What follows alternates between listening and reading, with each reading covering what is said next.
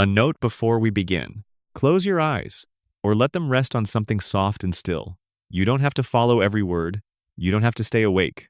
This is a story told slowly, the way a long autumn evening feels warm and unhurried, full of things you half remember and things you never quite noticed before. The Simpsons has been running for longer than most people alive today have been alive. It has told more stories than any other scripted television program in history. And inside all of those stories, layered quietly beneath the jokes and the chaos and the bright yellow faces, there are secrets, patterns, theories that the writers planted deliberately and theories that emerged on their own, the way meaning sometimes does when something lasts long enough. Tonight, we're going to walk through all of it, slowly, together. There's no rush. The night is long and soft, and Springfield will be waiting exactly where we left it. Section 1. The town that time forgot Springfield's impossible existence. There is a town in America called Springfield. You know it the way you know your own neighborhood, the layout of the streets, the smell of the air near the power plant, the particular quality of light on a Sunday morning when Homer Simpson is shuffling toward the refrigerator in his undershirt. You know the Quickie Mart and the way Apu's voice carries through the parking lot? You know the feel of Moe's Tavern, that permanent twilight of spilled beer and broken dreams, and something almost like friendship. You know Springfield. Except you don't. Not really, because Springfield does not exist. And the deeper you look at it, the stranger that becomes. The Simpsons premiered on the 17th of December, 1989. That is a real date, a fixed point in history. George H.W. Bush was president. The Berlin Wall had just come down. The internet existed only in university basements and military installations. Gas cost less than $1. A Springfield that made sense in 1989 looked a certain way. Polyester furniture, wood-paneled station wagons, tube televisions the size of small refrigerators. And Springfield did look that way, at first. The pilot episode, the Christmas special, has a particular texture to it, rough and slightly melancholy. The animation is loose and a little crude. The colors are darker than they would later become. The jokes are slower, more grounded. It feels like a show that was trying to capture something real about a particular kind of American life at a particular moment. And it did, for a while. But here is where things start to get interesting, and where they start to get strange. The Simpsons kept going. It kept going through the 1990s, through the Clinton years, and the first Iraq War, and the advent of the internet, and the explosion of cable television. It kept going through Y2K, through September 11th, through 2 more Bush years, and then Obama, and then Trump, and then beyond. The world changed in ways that would have been unrecognizable to the writers sitting in that first writer's room in 1989. And the show changed too, in certain ways. The animation got cleaner. The colors got brighter. The references updated. But the characters did not age. Not really. Homer Simpson is still the same approximate age he was in 1989, which means he was born sometime in the 1950s, which means his childhood memories should be of Eisenhower and early television and the Korean War. But they're not. His childhood memories shift. They update. They accommodate whatever the writers need them to accommodate. This is what fans and critics call the floating timeline, and we'll return to it in much more depth later. But for now, what matters is what it tells us about Springfield itself. Springfield is not a place that exists in time the way normal places do. It exists in a kind of eternal present, a permanent now that draws on every decade of American life simultaneously. When the show needs Springfield to feel like 1,985, it can feel like 1,985. When it needs to feel like 2010, it can. The buildings don't change, the population doesn't grow, the trees in the park are always the same height. Springfield is frozen, and that freezing is one of the show's deepest and most deliberate secrets. Think about what that means. When you watch an episode of The Simpsons, you are watching a town that has been the same since before you were born and will remain the same after you are gone. That is not the way real towns work. Real towns are alive with change. Businesses open and close, houses get painted and repainted, children grow up and move away and sometimes come back. The old people die. But nobody in Springfield dies and stays dead. Nobody grows old and moves away. The Simpsons kids are perpetually in elementary school, perpetually in that sweet spot of childhood where everything is possible and nothing has been permanently decided. There's something deeply comforting about that. when you think about it through the right lens. Springfield is a place that cannot be lost. It will always be there. You can always go back. The creator of The Simpsons, Matt Groening, named Springfield after Springfield, Oregon, where he grew up, but he has always been careful to say that the Springfield in the show is not specifically Oregon's Springfield. He chose the name precisely because there are Springfields in nearly every state in America. As of the most recent count, there are municipalities called Springfield in more than 30 states. It is one of the most commonplace names in the country. There is a Springfield in Illinois, where Abraham Lincoln practiced law. There is a Springfield in Massachusetts, where basketball was invented. There is a Springfield in Missouri, and one in Tennessee, and one in Virginia. The name itself is almost archetypal: a spring, a field. The most basic elements of settled American geography: water and open land. Beginning. Matt Groening has said in interviews that the joke was always that nobody would be able to figure out which Springfield the show was set in. Every viewer would assume their local Springfield. Every viewer would feel a faint, small claim of ownership. And this turned out to be more powerful than even he anticipated, because it meant that Springfield belonged to everyone. It was everyone's hometown. The show's production company is based in Los Angeles. The writers have mostly been from the coasts, and yet the show has always felt specifically Midwestern to a lot of people.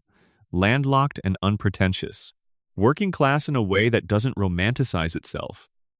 Springfield has a decaying downtown and a river that may or may not be clean. It has a baseball team that is reliably bad. It has a mayor who is openly corrupt and a police chief who is comfortably incompetent, and a school system that has given up without knowing it has given up. These are not Los Angeles problems. These are everywhere problems. Springfield is everywhere. Now, there is one episode that attempted to pin down Springfield's location more specifically, and it caused a minor controversy among the show's most devoted fans. In a 2012 interview, Matt Groening revealed that Springfield was based on Springfield, Oregon, and that the geography of the show's Springfield was loosely drawn from the Willamette Valley. But the showrunners and writers have periodically placed Springfield in different states depending on what the joke required. In one episode, Springfield is landlocked. In another, it has a harbor. In one, the state capital is called Capital City. In another, the neighboring town is Shelbyville, which exists in real life in Tennessee and Kentucky and Indiana and elsewhere. The geography of Springfield is as inconsistent as its timeline, and that inconsistency is not an accident or a failure. It's a design. Springfield exists in a kind of quantum superposition. It is simultaneously in Oregon and Illinois and Ohio and nowhere at all. It has a nuclear power plant on a river, but also is apparently near an ocean. It has a desert on one side and a mountain on another, and a forest on a third. This is physically impossible for a real Midwestern town, but Springfield is not a real Midwestern town.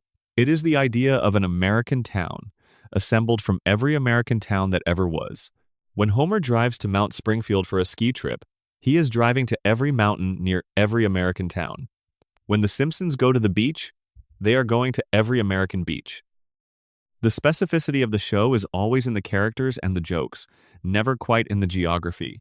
There is a theory, not one the writers have confirmed, but one that has circulated among fans for decades, that Springfield's impossible geography is meant to suggest that the show takes place not in a specific location, but in a collective, unconscious version of America. The Springfield that viewers see is assembled, unconsciously, from their own memories. When you see Moe's Tavern, you are seeing every dive bar you have ever half noticed.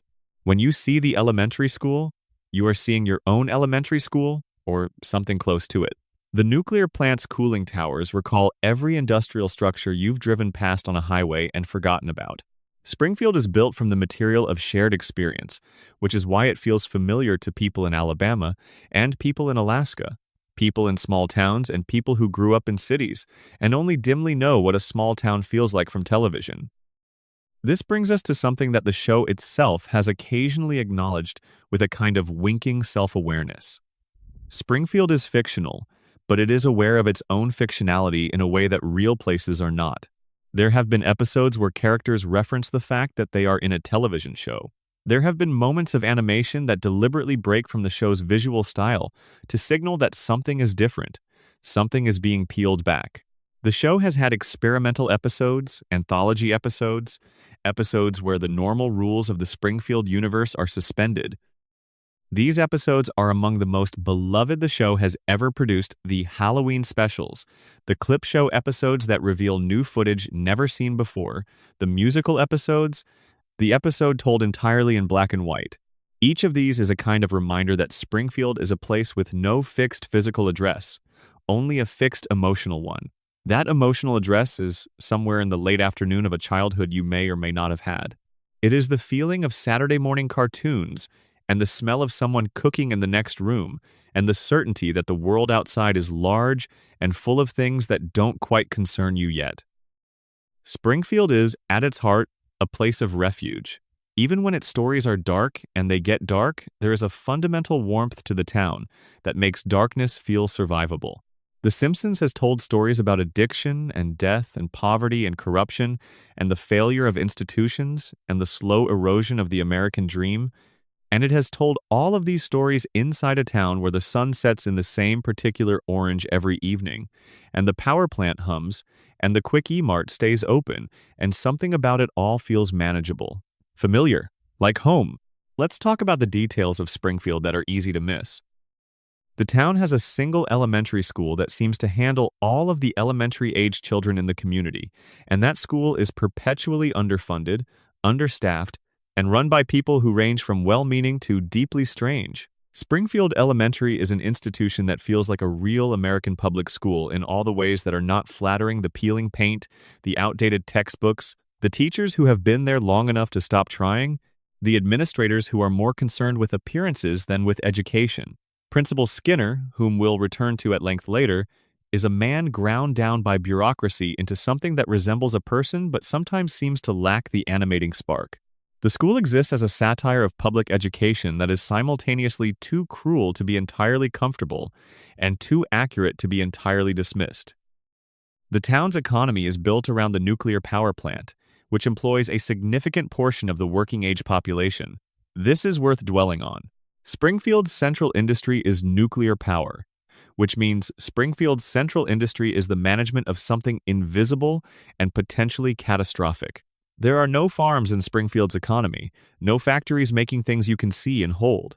The town's primary export, if you can call it that, is electricity generated by splitting atoms, a process that most of Springfield's residents, including the man nominally in charge of the reactor, do not understand and cannot adequately supervise.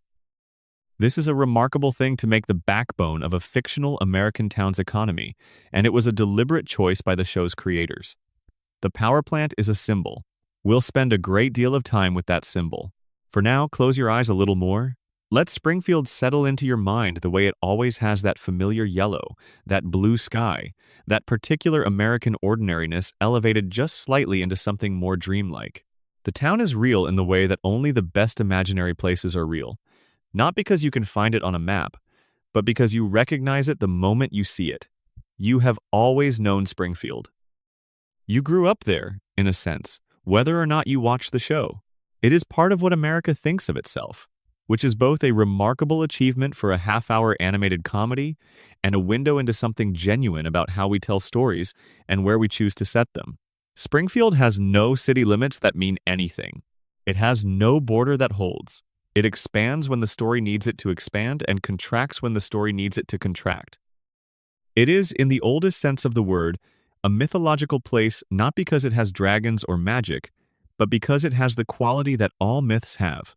The quality of being always relevant, always present, always willing to hold whatever story you need it to hold. We'll return to Springfield many times tonight. We'll walk its streets slowly, stopping at the power plant and the school and the courthouse and the church and the bar and the hospital and the houses on Evergreen Terrace. We'll spend time with the people who live there and the secrets they carry. But for now, just know that the town itself is the first secret. The town is the longest-running act of sustained imagination in American television history, and it is more carefully constructed than it appears, and it means more than it seems. Rest there for a moment. Let Springfield be exactly what it has always been: the place you go when you need something familiar, something warm, something that will be there when you wake up. If you're watching this late at night, drop a comment below with where you're watching from and what time it is. I always love knowing who's out there in the dark with me. And if this is the kind of company you like to keep, the subscribe button is right there. It doesn't cost anything, and it means I can keep making these for you. There is something else worth mentioning about Springfield before we move on. Something that sits quietly at the edges of the show and rarely gets spoken aloud. Springfield is a town in decline. Not catastrophically, not dramatically. The show is not that kind of show, but in the way that many real American towns have been in decline for decades. The downtown has storefronts with for rent signs that never seem to change. The industrial past is represented by the power plant, but there are hints of other industries that have come and gone: a steel mill, a tire factory, agricultural enterprises that faded when farming stopped making sense at a small scale. The middle class of Springfield is perpetually anxious. Homer's salary, which the show occasionally references, has never quite kept pace with the life that salary is supposed to support. The house on Evergreen Terrace is comfortable but not spacious. The vacations the Simpsons take are often accidental, resulting from contests won or situations stumbled into rather than from the kind of careful planning that comes with financial security. This economic anxiety is woven into the DNA of the show in ways that are easy to overlook because they're never the point of any given episode. Homer worries about money in the background of stories that are nominally about something else. Marge clips coupons. The kids wear clothes until they wear out. There is a frugality to the Simpson household that the show treats not as hardship but as the normal condition of a family like theirs. And that normality is important, because it is the normality that a significant portion of the American population recognizes. Springfield is not poor, exactly, but it is not comfortable, and the distance between those two things is something the show understands with real precision. The town's political life is equally illuminating. Mayor Quimby is a figure drawn from the long tradition of the corrupt American urban politician. The Kennedy cadences, the string of affairs, the casual self-dealing, the absolute shamelessness. He is funny because he is so brazen, but he is also a kind of indictment. The people of Springfield keep electing him. They know what he is. They vote for him anyway, because the alternative is unclear, because changing things feels impossible, because the corrupt official you know seems somehow safer than the unknown quantity who might replace him. This is not a joke about politics. This is an observation about how political power sustains itself in the face of general indifference, and Springfield is its setting. The police department, led by Chief Wiggum, is similarly satirized with an affection that does not quite disguise its sharpness. Wiggum is incompetent in a way that is charming and concerning simultaneously. He loses evidence, misidentifies suspects, arrives too late, leaves too early. The crimes of Springfield go largely unsolved not because they are particularly clever, but because the system designed to address them is operating far below capacity. And yet Wiggum is also, in his way, a decent person devoted to his son Ralph, capable of genuine kindness, not malicious. The show is making a specific argument here, that the failure of institutions is often not about evil people doing evil things, but about ordinary people doing their ordinary jobs with ordinary levels of investment and ordinary levels of competence, and the aggregate of all that ordinariness producing outcomes that are sometimes genuinely terrible. Springfield's church, First Church of Springfield, is tended by Reverend Lovejoy, a man who has been so thoroughly worn down by the spiritual demands of his congregation, particularly one especially needy Scotsman named Ned Flanders, that he has lost most of his faith and most of his enthusiasm. He preaches, but he preaches without fire. He counsels, but he counsels without conviction. He goes through the motions of spiritual leadership in the way that many institutional religious leaders go through the motions, because the motions are what he knows, and the alternative is to confront the possibility that the motions are all there is.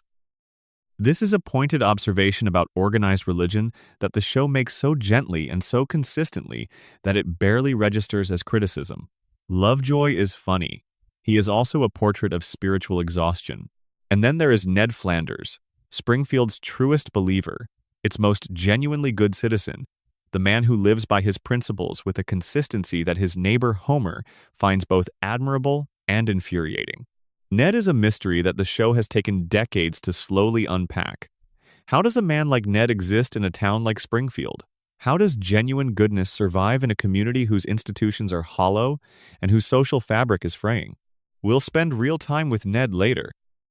For now, he stands at the edge of this introduction as a question Springfield's most interesting question, maybe about whether goodness is its own reward, and whether the good people of the world know what the rest of us cost them. One last thing about Springfield before we let this section rest. The town has a name for its geography that is more significant than it seems. Springfield is named for its spring, the source of water that would have made a settlement possible, and its field, the open land that settlers found when they arrived. These are the two oldest requirements for a permanent human community: water and open space to grow things. Springfield's name is, in this sense, a record of its founding of the first people who looked at this particular bend in the river and this particular expanse of flat land and decided to stay. Everything that came after, all the decades of growth and decline and corruption and resilience, and Homer's fumbling attempts at fatherhood, and Bart's small rebellions, and Lisa's lonely intellectual reaching, all of it grew from that original decision to put down roots in a place with water and field. The name also gestures at something gentler. Springs are beginnings, water emerging from the ground for the first time, cold and clean and inexplicably present. Fields are possibility land not yet decided. Springfield as a name describes a place where something is just beginning, where the open space of what could be hasn't yet been filled in by what is. That is a beautiful thing to name your fictional American town. It is a name that carries within it the memory of hope. The people who populate Springfield deserve their own careful accounting, because they are not simply backdrop, they are the town. When you strip away the nuclear plant and the yellow sky and the cultural satire, what you have left is a collection of people who have chosen, or been placed, in a specific community and who have found ways to make that community their lives. The bartender who has been there so long that the bar has become an extension of his personality, the school principal who wanted to be something else and ended up here, the police chief who is good enough at his job to keep it and not good enough to improve anything, the reverend who once believed something and has been coasting on the memory of that belief for decades. These are real people in the sense that matters most. They are recognizable. The Simpsons' secondary characters are among the most carefully developed supporting cast in television history, which is extraordinary given that the show has never been primarily interested in them. They exist in the margins of Homer's story and Bart's story and Lisa's story, but in those margins they have accumulated enough detail, enough contradiction, enough genuine humanity that fans have cared about them as much as about the principals. People have strong feelings about whether Chief Wiggum is a good person who lacks competence or a bad person who has simply never been tested in the right way. People argue about whether Sideshow Bob, the recurring villain who began as Krusty's assistant, is genuinely redeemable or permanently committed to the specific identity of sophistication as cruelty that he has adopted. People wonder what Barney would have been if Homer had not handed him that first beer, and they do not wonder this abstractly, they wonder it with a kind of mourning, the way you mourn someone specific. This is the mark of characters who have been made fully enough real. They generate speculation about their inner lives, about their alternatives, about the versions of their stories that the show did not tell. Ned Flanders is real enough that you can imagine him in therapy, working through the anger he has been trained to suppress, finding eventually something less performed and more genuine on the other side. Burns is real enough that you can imagine him very rarely, very quietly wondering whether the 100 years were worth it, whether the treatments and the machinations and the perfect preservation of his power have delivered anything that he actually values in the small hours of the morning when the machinery is quiet. Homer is real enough that you do not need to imagine him. You have known him. He is someone you grew up with, or grew up next door to, or grew up watching in the house across the street. He is the man who gets things wrong in the particular way that people who love their families and cannot quite figure out how to show it get things wrong. He is the man who falls asleep when he should be awake and is awake when he should be sleeping. He is the man who will do something spectacularly ill-considered and then, in the moment when it matters most, find something genuine and true and exactly right to say to the person who needed to hear it. Homer is not a good person in the systematic sense. He is a good person in the accidental sense, which is how most good people are good. Marge is real enough that her patience is neither sainthood nor delusion, but something more complicated, the ongoing negotiation of a woman who has bound her life to another person and continues, daily, to decide that this is the right thing, that this specific person, with all his specific failures, is worth the specific life she has built with him. That decision continued, renewed, re-earned every time it is tested is the show's deepest subject. Not the explosions or the celebrity appearances or the surreal adventures. The daily recommitment of two people to each other and to the family they made together. That is what The Simpsons has been about for 36 years. Everything else is texture. Section 2. The Nuclear Heart. How the Power Plant Poisoned Everything. The Springfield nuclear power plant sits on the edge of town like a dream of the 20th century that hasn't quite resolved itself into waking. Its two cooling towers rise against the sky in every establishing shot of Springfield, releasing their permanent plume of steam or smoke. The show has never been entirely clear which, and that ambiguity feels deliberate. They are the first thing you see when the camera pans across Springfield. They anchor the horizon the way a cathedral might anchor the horizon of a medieval town, which is exactly the comparison the show's creators intended. In Springfield, the nuclear plant is the cathedral. It is the tallest structure. It produces the town's primary resource. It demands the labor and the faith of a significant portion of the population, and its inner workings are understood by almost no one. Homer J. Simpson has worked at the Springfield nuclear power plant since before the show began. His job title is Safety Inspector, which is one of the show's longest-running jokes because Homer is the least safe person in Springfield. He sleeps at his console. He ignores warning lights. He has accidentally caused at least 3 partial meltdowns that we know of from the episodes, and an unspecified number of incidents that have been quietly papered over by the plant's management. Homer's relationship to his job is one of total mutual misunderstanding.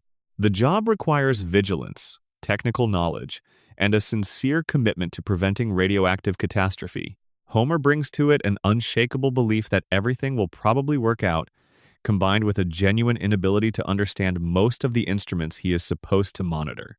And yet nothing catastrophic has ever happened. Not really. Springfield exists.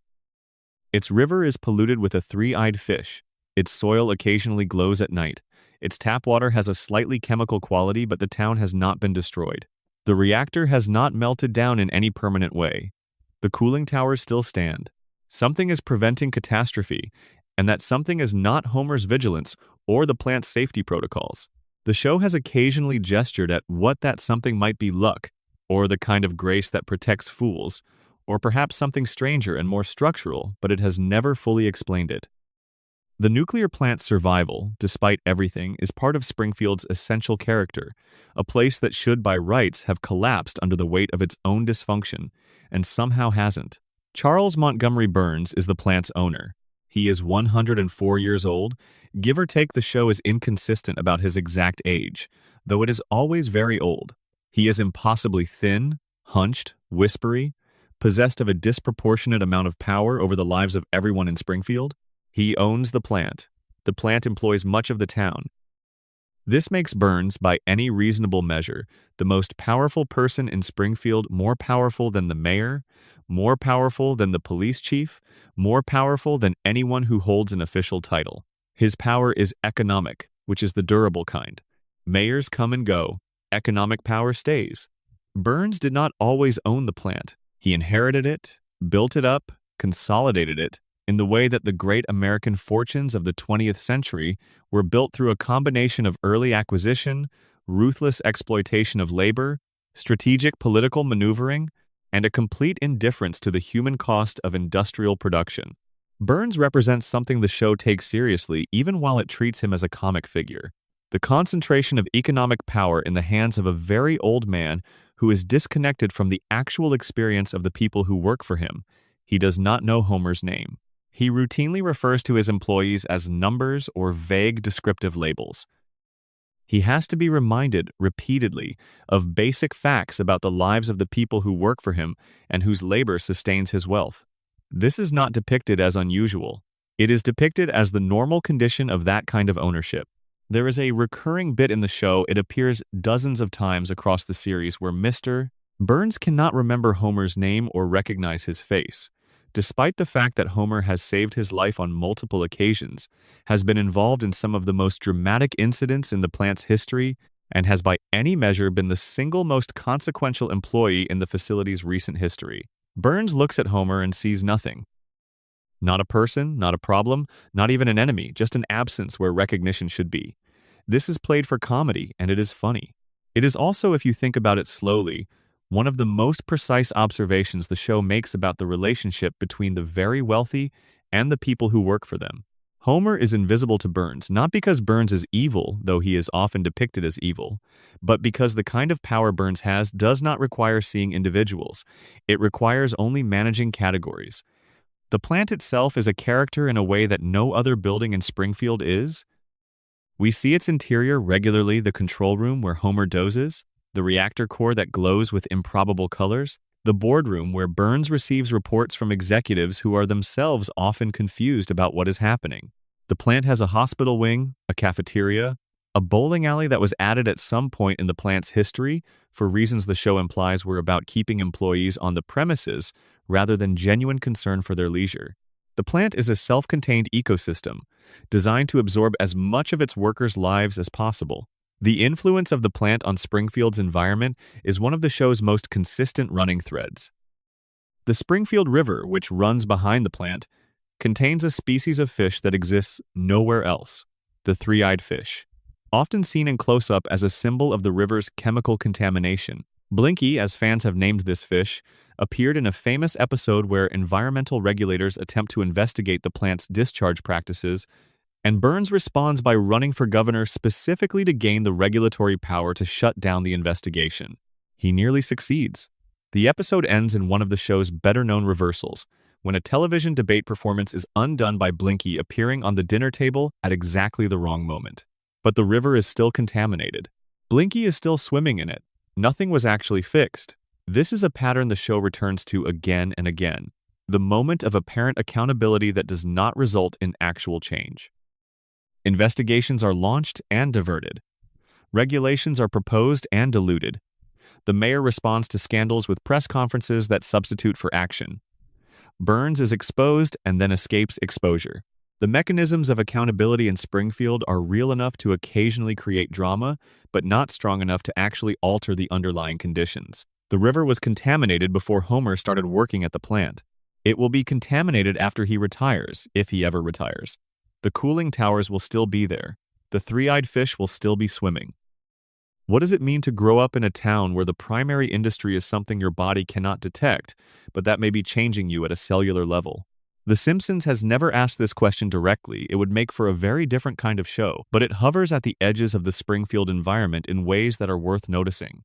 The town's incidence of strange illnesses, mutations, glows, and bizarre physical occurrences is significantly above what you would expect from a normal American small town. There are background characters whose physical appearances suggest long-term environmental exposure to things that should not be in the water or the air.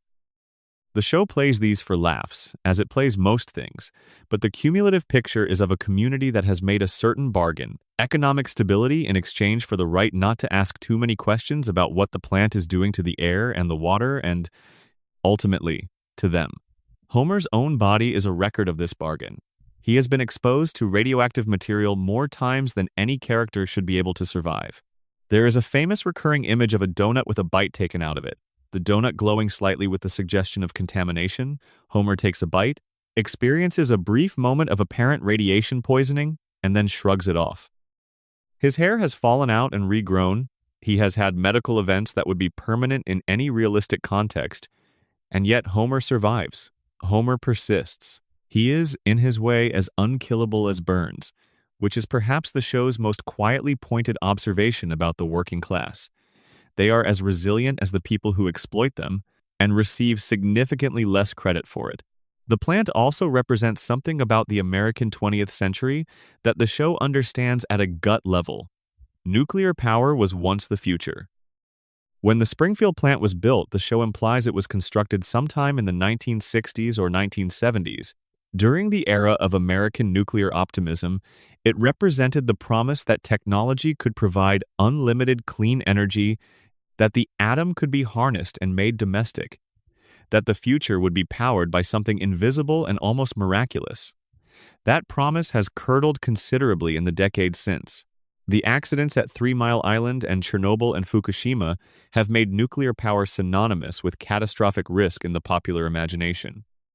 The plant that once represented the future now represents, in Springfield as in America, the industrial past, something that was built with enormous confidence and is now maintained with diminishing enthusiasm and increasing unease.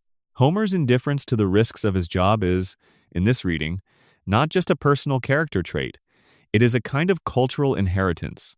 The generation that built the nuclear industry did so with genuine faith in its safety and benefit. That faith has been passed down, somewhat attenuated, to the people who operate the plants that generation built. Homer inherited not just the job but the assumption that came with it, that someone smarter and more qualified has already thought through the risks, that the systems in place are adequate, that nothing really catastrophic is going to happen on his watch. This is not stupidity. It is a reasonable response to having been told, repeatedly, that things are under control. The tragedy is that sometimes they are not, and Homer is the last line of defense on the days when they aren't. There is one more thing to notice about the nuclear plant, something that requires looking at the show's visual grammar rather than its dialogue. In almost every exterior shot of Springfield, the cooling towers are present. They appear in backgrounds. They loom over the skyline of establishing shots. They are, architecturally, the dominant feature of the town's silhouette. This is not an accident of design.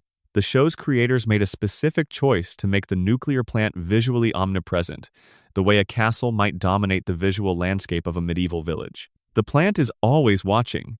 Its towers are always there. The steam always rises. Whatever story the show is telling, a story about Bart's trouble at school, or Homer's attempt to pursue a new hobby, or Marge's quiet crisis of meaning, the towers are in the background, reminding you of what this town runs on and what it costs. This visual choice is one of the show's most sophisticated formal decisions. Most animated television settles for generic backgrounds that serve mainly to establish location without creating meaning. The Simpsons has always done more than that. The background of Springfield is itself a story, and the nuclear towers are its most persistent chapter. They have been there since the beginning. They will be there at the end, whenever the end comes. They are as permanent as the yellow sky and the blue mountains and the particular orange of the Springfield sunset. The heart of the town is nuclear. The warmth it generates is literal and figurative.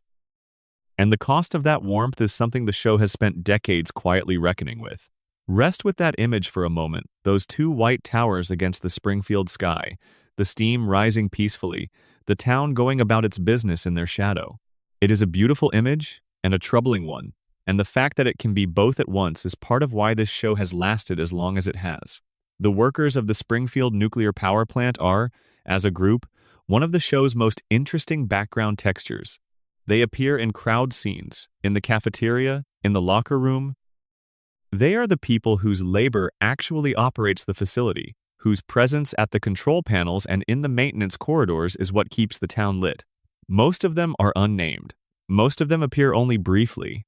But collectively, they form a portrait of the American industrial worker that the show takes quietly seriously even while making them objects of comedy. They are not glamorous. They are not heroic in obvious ways.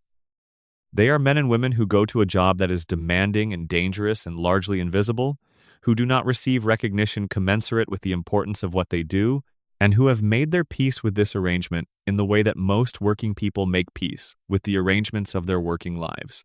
By focusing on the small pleasures, a good donut, a friendly coworker, a shift that passes without incident, and by trying not to think too carefully about the larger picture. Homer is their representative. Not their best representative. Homer is not the most competent or the most diligent of the plant's workers, but he is the most human. His failures at the plant are the failures of someone who is not particularly well matched to his job, who probably shouldn't be doing this specific work, and who has been doing it anyway for decades, because the job was available, and the salary was sufficient, and changing course at this point in one's life is harder than staying. This is not a tragedy. The show is careful not to treat Homer's employment situation as a tragedy. It is simply life the way most people end up in the work they do, which is through a combination of circumstance and inertia rather than passionate vocation. The plant also serves as the setting for the show's most sustained exploration of the relationship between labor and capital. Mr. Burns and Homer represent these two categories in their most extreme forms. The owner who has so much wealth that he has lost connection with any individual laborer, and the laborer who is so thoroughly embedded in the plant's operations that he sometimes cannot imagine life outside of them. Their occasional interactions, and these are among the show's most beloved set pieces, are always asymmetrical in the same specific way. Homer is keenly aware of Burns. Homer can recall years of interactions, knows Burns's habits and preferences, has strong feelings about him. Burns barely knows Homer exists. This asymmetry is not particular to Burns and Homer. It is the structural asymmetry of their positions, played out in the most human terms possible. One episode worth lingering on is Homer's Enemy, which introduced Frank Grimes, a man who had worked his entire life with genuine diligence and competence to achieve a mediocre position at the plant, only to discover that Homer, who had coasted on luck and goodwill and remarkable physical resilience, had achieved everything Grimes had worked for without apparently trying. Frank Grimes is driven mad by the injustice of this. He is the only character in the show's history who refuses to accept Springfield's logic, who insists on holding Homer to the standards of the real world, who cannot see Homer through the lens of affection that everyone else uses. Grimes sees Homer clearly, and what he sees is insupportable. He dies at the end of the episode, the only character in the show's history to be killed not by plot circumstance, but by the effort of being the only sane person in an insane world. Homer's Enemy is widely considered one of the darkest episodes in the show's history, and not just because of Frank Grimes' death. It is dark because of what it argues about meritocracy. Frank Grimes believed that hard work and competence would be rewarded. The show demonstrates, with unusual directness, that they are not reliably, not in proportion to effort, not in ways that are fair. Homer's success is not earned. It is a product of the particular ecosystem in which he lives, where standards are low and affection is high, and the definition of success is survival rather than achievement. This is Springfield's most uncomfortable truth, that it is a place that rewards the Homer Simpsons of the world, not the Frank Grimeses. And the question the show quietly asks is whether that is a feature or a bug, whether a town that is gentle with its incompetence is worse than a town that isn't. The environmental damage visible in Springfield is worth cataloging with some care, because it is so pervasive and so consistently normalized that individual instances are easy to miss in the cumulative picture. The river near the plant, which the show has at various points called Springfield River, Catfish Lake, and other names, contains the three-eyed fish that has become the show's most recognizable symbol of environmental harm. But the fish is only the most photogenic evidence. The river's banks are occasionally visible in exterior shots, and what you can see there is not reassuring. Discoloration in the water, banks that are oddly bare of vegetation in certain stretches, foam that appears under circumstances that natural watercourses do not typically produce foam. The soil around the plant has been shown glowing on multiple occasions. This is treated as a background detail, a texture element rather than a plot point, which is precisely how the show uses its darkest material not as the subject of episodes but as the condition of Springfield, the permanent situation within which the episodes happen. The soil glows. The river runs funny colors sometimes. The fish have too many eyes. This is normal. Nobody says anything. The next episode begins. What is less frequently noted is the effect on the plant's immediate neighborhood. The houses closest to the cooling towers are, by any reasonable inference, subject to higher levels of ambient contamination than houses further away. Homer lives reasonably close to the plant he drives there, and the drive does not appear to take very long. His neighborhood, Evergreen Terrace, has always been presented as a middle-class residential area, ordinary houses with ordinary yards, and ordinary families doing ordinary things. But in the background, visible from the kitchen windows, barely over the rooftops, the towers loom. The steam rises.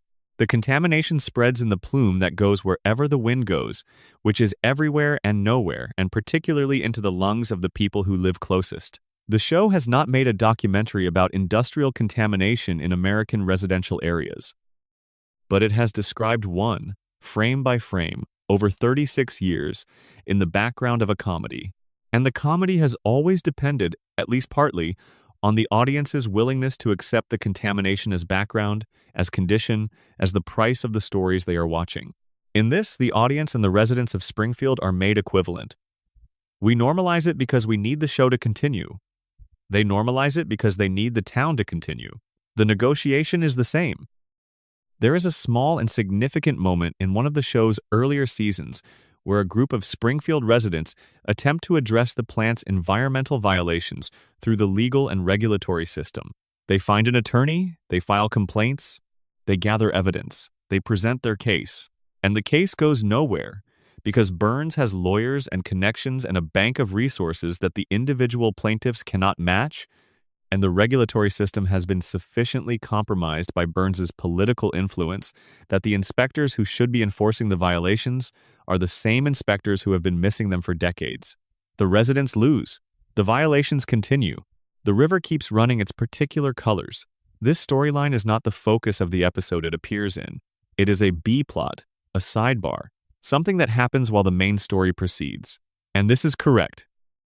The show is right to treat it as a sidebar, because that is what it is in the lives of the people it is happening to.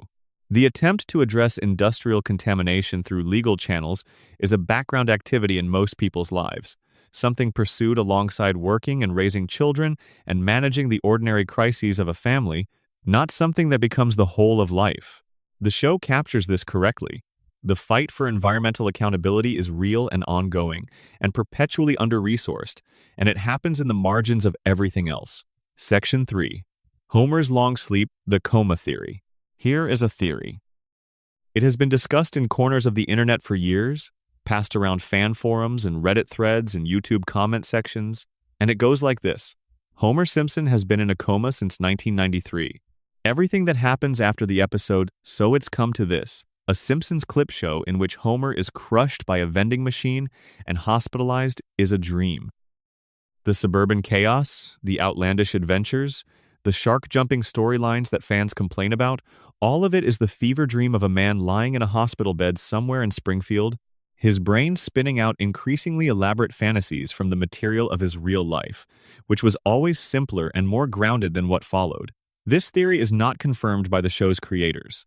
It is not something the writers have endorsed or even particularly engaged with. It is a fan theory, which means it is the product of people who love a thing enough to look for the hidden structure beneath it, to ask why a certain thing is the way it is, and to offer an answer that satisfies them. And this particular theory is worth spending time with, not because it is true we cannot know if it is true, but because of what it reveals about the show's relationship with its own history, and about what it means when a long-running story becomes untethered from the logic that originally governed it. Let's start with what we know. The early seasons of The Simpsons, seasons 1 through 8, roughly, though fans debate exactly where the golden age ends, are characterized by a certain groundedness. Homer's stupidity is real but not total. He is capable of moments of genuine insight and genuine love. The show's plots are strange, but they are strange in ways that remain connected to recognizable human experience. Homer's bad decisions produce consequences that the show tracks with some consistency. The world of early Springfield behaves according to rules that hold from episode to episode. Then something changed. It changed gradually, and then all at once, in the way that shifts in tone and quality often do. The stories became more outlandish. Homer's character was simplified in ways that made him funnier in isolated moments and less coherent as a person across the full length of an episode. The show began to rely on elaborate set pieces that required Homer and the family to travel to exotic locations. Episode after episode took The Simpsons out of Springfield entirely, to Japan, to Brazil, to Australia, to outer space. The town of Springfield, which was once the show's center of gravity, became merely the launching pad for adventures that could happen anywhere. The rules of the Springfield universe became more flexible, then more fluid, then occasionally non-existent. The coma theory provides a neat explanation for this shift. Before the coma, the real Homer, in a real Springfield, with real consequences. After the coma, a dreaming Homer, constructing an increasingly surreal inner world from the raw material of his desires and anxieties. The Homer who flies to outer space is not really Homer. He is Homer's fantasy of himself as someone whose life contains that kind of adventure. The Homer who befriends a gang of motorcycle outlaws or becomes a food critic or launches a successful internet startup is not the man who fell asleep on the factory floor. He is what that man imagines he might have been. There is something genuinely moving about this reading. The real Homer, in the coma theory, is a man who worked a boring and somewhat dangerous job, who loved his family imperfectly, who had aspirations that exceeded his abilities, who was largely invisible to his employer and largely taken for granted by his community. The dream Homer is a man for whom anything is possible, for whom the universe is consistently interesting, for whom adventure is always around the next corner. The coma theory frames the show's long decline if you accept that there was a decline as a compensatory fantasy, the mind's attempt to provide to its owner what reality could not. And in that framing, even the bad episodes become a kind of love story, Homer dreaming for himself the life he deserved and never quite had.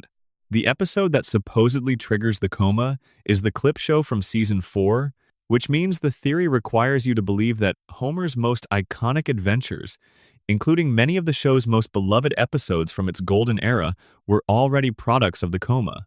This creates problems for the theory as a literal explanation of the show's internal logic. But perhaps the more useful reading is not literal. Perhaps what the coma theory is really doing is using the language of fan theory to express something about what the show means to the people who watched it from the beginning.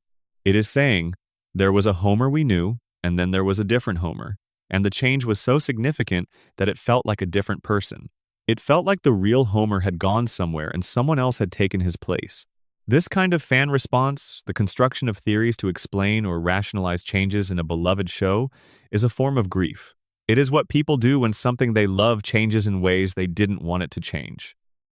They find a story that makes the change make sense, that puts it into a frame where it is no longer just a decline but a development, no longer just the show getting worse but the show meaning something different. The coma theory is, in this reading, not really about Homer at all. It is about the people who loved Homer and what they needed to believe to keep loving him through the changes. Homer's character arc, or what might more accurately be called his character evolution, since arc implies a purposeful trajectory that the show has never quite committed to, is one of the most interesting and contested things about The Simpsons. In the early seasons, Homer is a specific kind of man, working class, impulsive, not particularly intelligent, but capable of real emotional depth, real self-reflection, real love.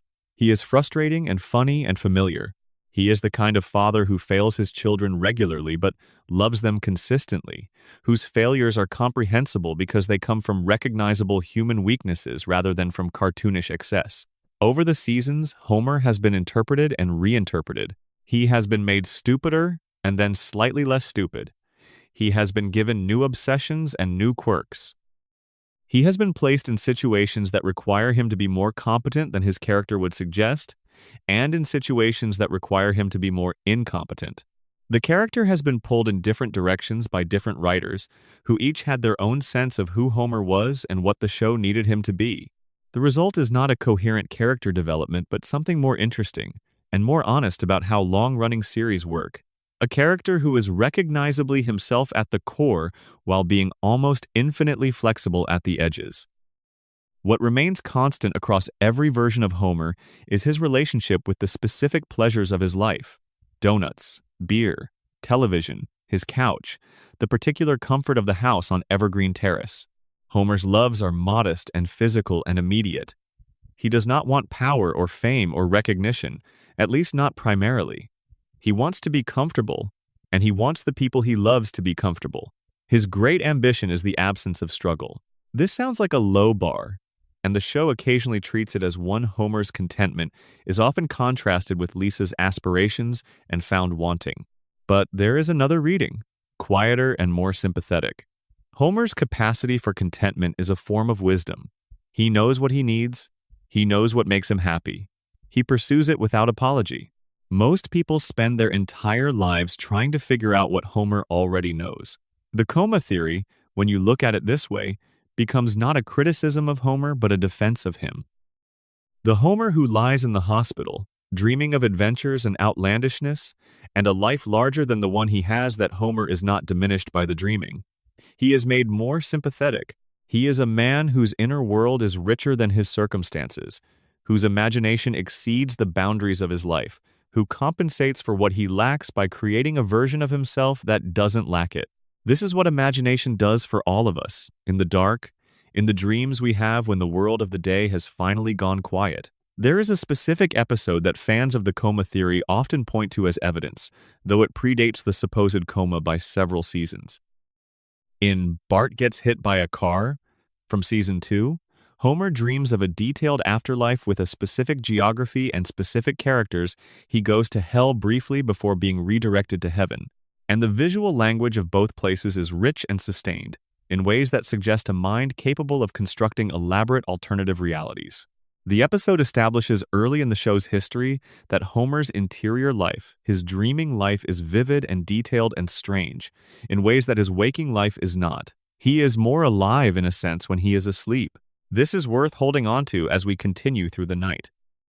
The sleeping Homer, the dreaming Homer, is a specific figure in the show's mythology. He appears in the Treehouse of Horror episodes, which explicitly permit the show to do things to its characters that the regular episodes cannot.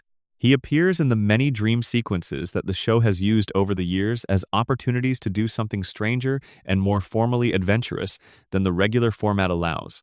Homer's unconscious is where the show goes when it wants to take genuine risks. And if the coma theory is read not as a literal explanation but as a metaphor, then perhaps what it is saying is this: the best of the Simpsons, the most alive, the most strange, the most genuinely surprising has always been a kind of dream. It has always been the mind of a comfortable man, lying somewhere safe and warm, imagining what else there might be. Let that settle. Let Homer sleep in his hospital bed, or on his couch, or in the particular collapsed pose of a man who has fallen asleep with the television on. He is dreaming. He is always dreaming. The town outside his window is the dream, and it is a good one, and it has been going for a very long time. The deeper reading of Homer's character beyond the coma theory, beneath the accumulated quirks of 30-plus seasons, is that he is a man who has made a specific choice about what his life is for. He is not ambitious in the ways that the culture around him says he should be ambitious. He does not want to climb any ladder. He does not want to accumulate or achieve or demonstrate value through the external markers that the world around him uses to measure a life. He wants to sit on his couch with his family and eat something delicious and watch something entertaining and feel, at the end of the day, that the people he loves are nearby and safe. The show has occasionally punished him for this, holding up Lisa's ambitions as the higher standard, presenting Homer's contentment as a kind of moral failure. But the show has also, with equal frequency, vindicated him. The episodes where Homer abandons his family to pursue some new interest end with him coming home, and the coming home is always the emotional payoff. The episodes where Homer discovers the limits of ambition, where he becomes successful at something, and finds that success does not provide what he thought it would, are structured to return him to the couch, to the family, to the small, specific pleasures that make his life what it is. The return is always the answer. Wherever Homer goes, he always comes back to Marge and the kids, to the house on Evergreen Terrace, to the life he chose without fully choosing it and loves without always knowing that he loves it. This is Homer's secret, and it is one of the show's most genuine secrets. He is happy. Not successfully happy, not perfectly happy, not happy in ways that are without complication or ambiguity, but happy in the deep sense content with the specific life he has been given, capable of finding pleasure in its textures, unwilling to trade it for something abstractly better. The coma theory, if we read it generously, is about what happens to a happy man when he is put to sleep. He dreams more of the same, with the volume turned up. He dreams donuts and adventure and family and Springfield. He dreams, and the dream is enough.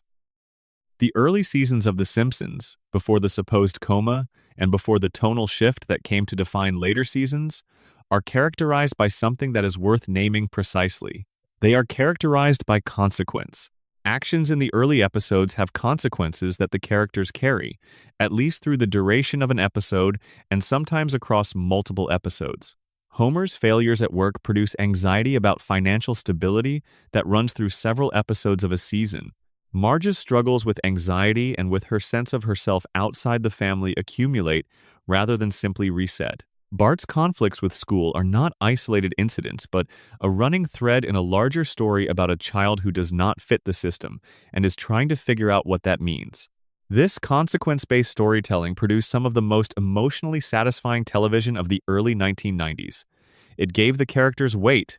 It made their experiences feel real, in the sense that real experiences are real. They build, they accumulate, they shape what comes next. When Homer failed at something, the failure mattered not just as a comic premise, but as a fact about his life, and the resolution usually imperfect, usually involving some combination of love and luck, and a kind of grace that felt earned rather than granted, was satisfying precisely because it had been preceded by genuine stakes. The later seasons, whatever else they lost this primarily. The consequence structure collapsed into the episodic reset each episode, a complete unit, standalone, unconnected to what came before in any meaningful way except the shared universe of the characters and their established qualities. This is not unusual for long-running series. It is in fact the dominant model for television of that era and genre. But for The Simpsons, which had distinguished itself by doing something more than episodic reset, the collapse felt like a loss. It felt like the show stopping caring about what it had built. The coma theory, as a piece of fan interpretation, is in some sense an attempt to preserve that sense of consequence. If Homer went into a coma at the moment when the consequence-based storytelling ended, then the loss of consequence has an explanation.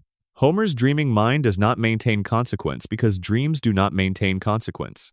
Dreams restart. Dreams contradict themselves. Dreams operate by different rules.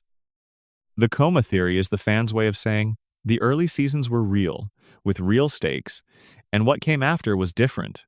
And the difference was so significant that it requires an explanation at the level of the show's own logic, rather than simply an acknowledgement that shows change over time. Whether this is the most useful way to think about the later seasons is another question. Many of the episodes from the supposedly coma era are among the funniest, most formally inventive, most surprising things the show has ever done.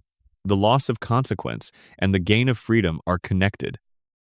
Without the weight of ongoing story, the show became more willing to take structural risks, more willing to do an episode that exists entirely as a parody of another genre, more willing to go somewhere strange for its own sake.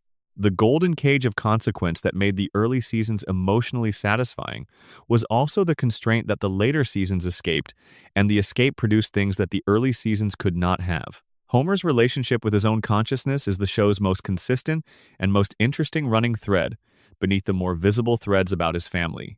He is a man who is not, generally speaking, particularly self-aware. He does not reflect carefully on his motivations or his impact. He operates from feeling rather than analysis, from impulse rather than plan. And yet the show has repeatedly given him moments of extraordinary self-perception moments when Homer sees himself clearly, when the fog lifts and he understands something true about who he is and what he has been doing. These moments are brief. They do not sustain. The fog returns. But they happen, and they happen often enough to establish that the self that Homer does not usually access is real and present, waiting underneath the donut eating and the couch and the regular spectacular failures. The crayon episode is the most explicit exploration of this theme. When the crayon that has been lodged in Homer's brain since childhood is removed, his intelligence rises dramatically, and he becomes capable of the kind of sustained analysis and self-reflection that the ordinary Homer cannot manage. He sees his life clearly for the first time. He sees what it could have been. He sees what he has cost his family and what his family has cost him and what the whole arrangement adds up to, viewed from the outside rather than from the inside. And he cannot bear it. The clarity is worse than the fog. He has the crayon put back in. He returns to Homer.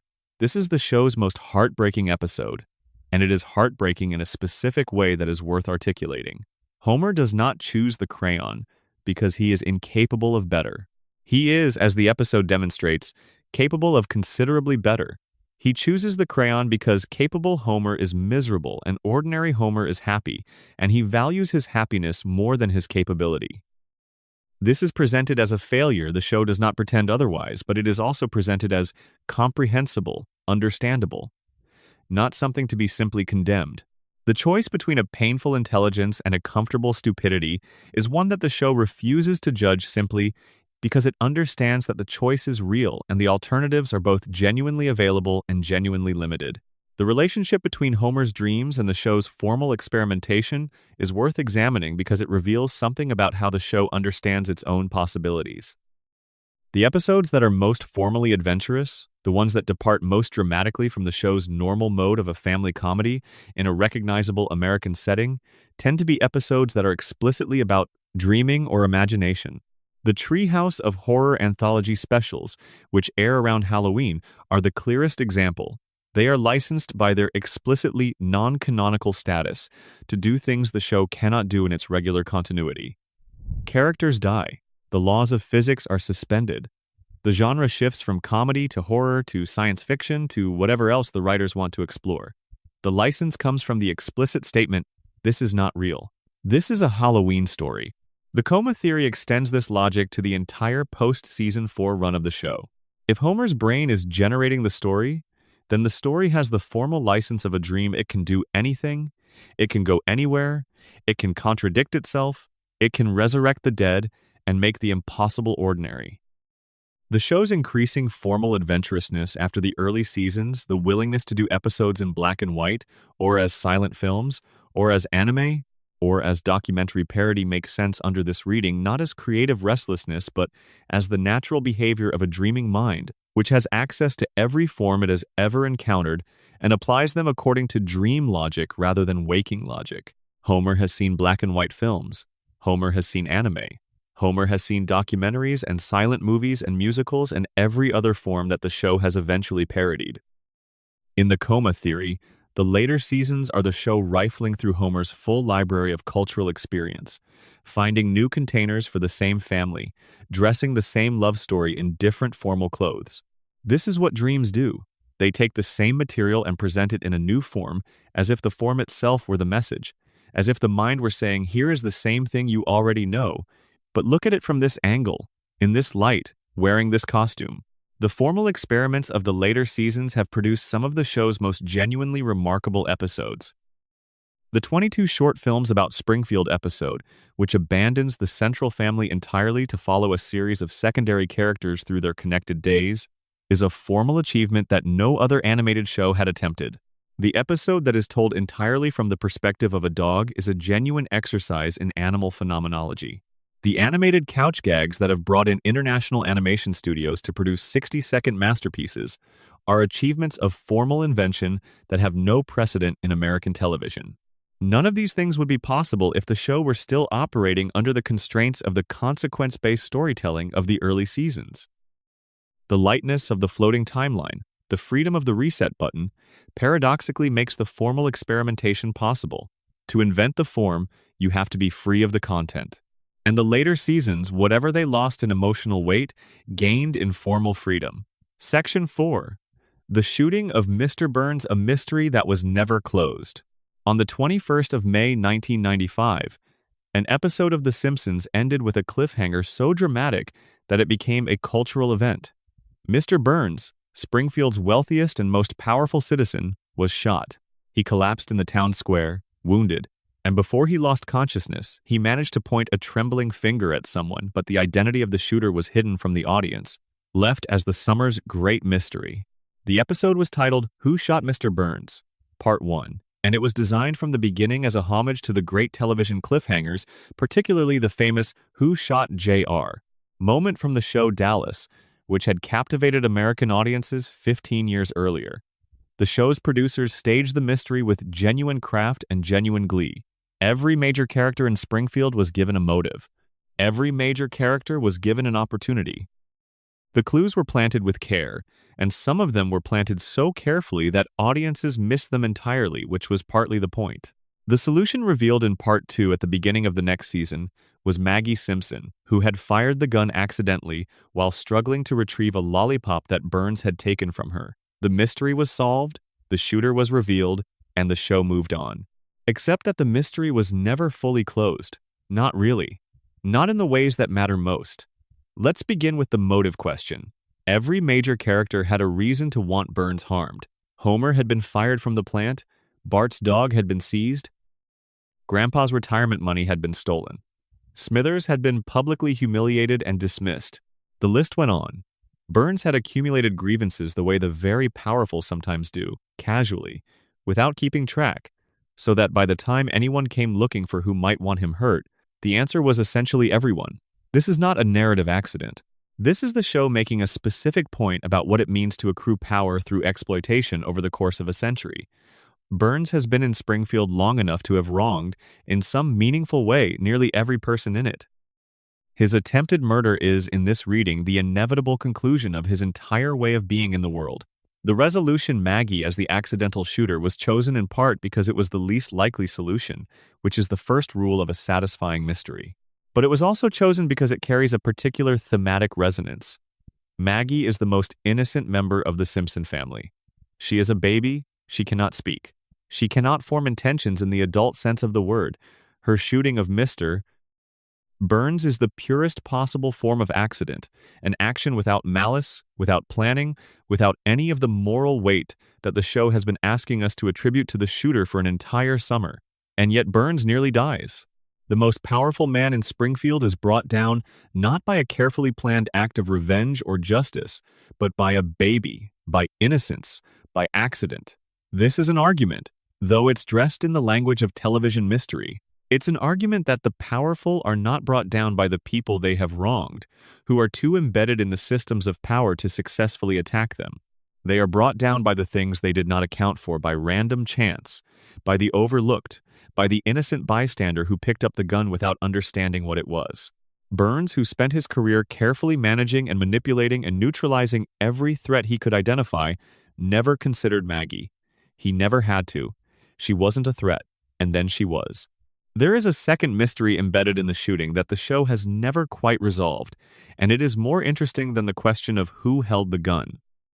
The question is what happened to Mr. Burns afterward. He survived. Obviously, the show continues, and Burns continues to appear in it. But his near-death experience seems to have changed him very little. He returned to the plant, returned to his habits, continued to exploit and manipulate, and occasionally menace. The moment of mortality, the moment when a baby's chance action nearly ended a 100-year accumulation of power and wealth, did not produce in Burns the kind of reckoning that such moments are supposed to produce. This is, once again, an argument. The near-death experience as a catalyst for change is one of the foundational plots of popular culture. Scrooge sees the ghost of Christmas future and becomes generous. The villain has a moment of genuine vulnerability and discovers their capacity for good. The rich man loses everything and learns what matters. The Simpsons takes this formula and declines to use it. Burns nearly dies and does not change. He cannot change, or he will not change. Or the infrastructure of who he is, the century of habit, the architectural certainty of his worldview, is too strong to be undone by a single brush with mortality. Whatever the reason, he comes back the same. This is a more honest depiction of how the very powerful respond to challenges to their power than most popular culture provides. The real world offers limited examples of great wealth and power being voluntarily surrendered in response to a near-death experience. The structures that hold power in place are durable, and they are not primarily held in place by the personal choices of the individuals who benefit from them. Even if Burns had a change of heart, the plant would still be there, polluting the river. Even if Burns became generous, the accumulated mechanisms of his wealth would still be operating, still producing the outcomes they have always produced. The show understands this, and Burns's unchanged return from the brink of death is its way of saying it. The summer of 1995, the summer between Part 1 and Part 2, produced something remarkable. News programs covered the mystery. Game shows asked about it. There was genuine cultural engagement with the question of who had shot Mr. Burns, in the way that there is genuine cultural engagement with certain real-world mysteries. People had opinions. People had theories.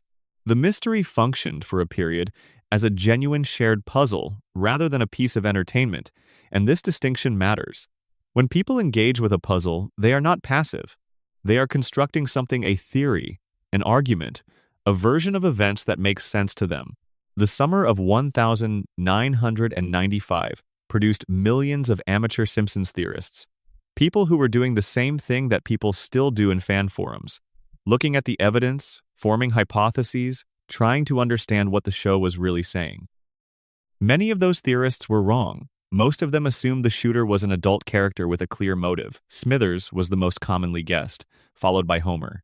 The show had planted clues that pointed to Maggie, but those clues were subtle enough that casual viewers missed them. The show rewarded the careful viewer, the one who was paying attention to background details and throwaway lines, in a way that was unusual for network television in 1995. It treated its audience as capable of genuine attention, capable of catching things that required effort to catch. This respect for the audience was one of the defining qualities of the show's golden era. There is a detail in the shooting episode that is almost always overlooked, even by devoted fans who have rewatched the episodes many times. In the first episode, when Burns falls in the town square, the camera holds on his face for a moment before cutting away.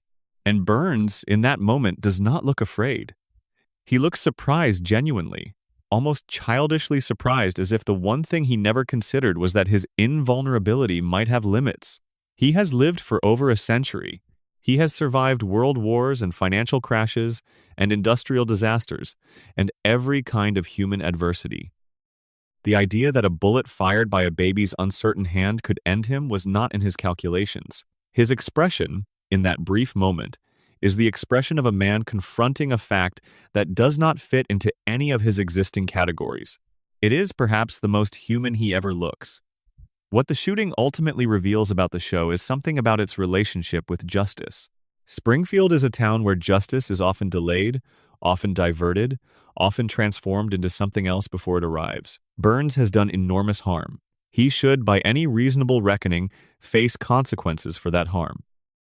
And he does. In the most random and insufficient way possible, he is shot by a baby who was not trying to shoot him, survives with no lasting injury, and returns to his life unchanged. This is not the justice of morality tales. This is the justice of the real world, which arrives sideways and incompletely, and often at the wrong person for the wrong reasons. The show knows this, and it refuses to pretend otherwise. But here is the thing about the shooting that is easy to miss in the midst of all the mystery mechanics.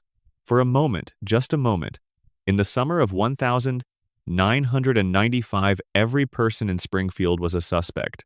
The mayor, the policeman, the school teacher, the clergyman, the barfly, the nuclear safety inspector.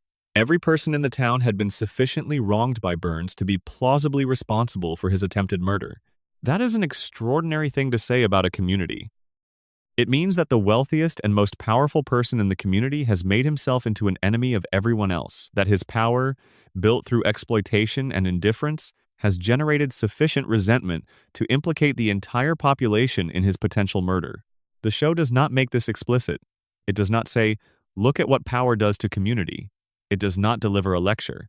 It just creates a mystery where everyone is a suspect and waits for you to notice what that means. The aftermath of the shooting also raises questions about the nature of justice in Springfield that the show never quite resolves.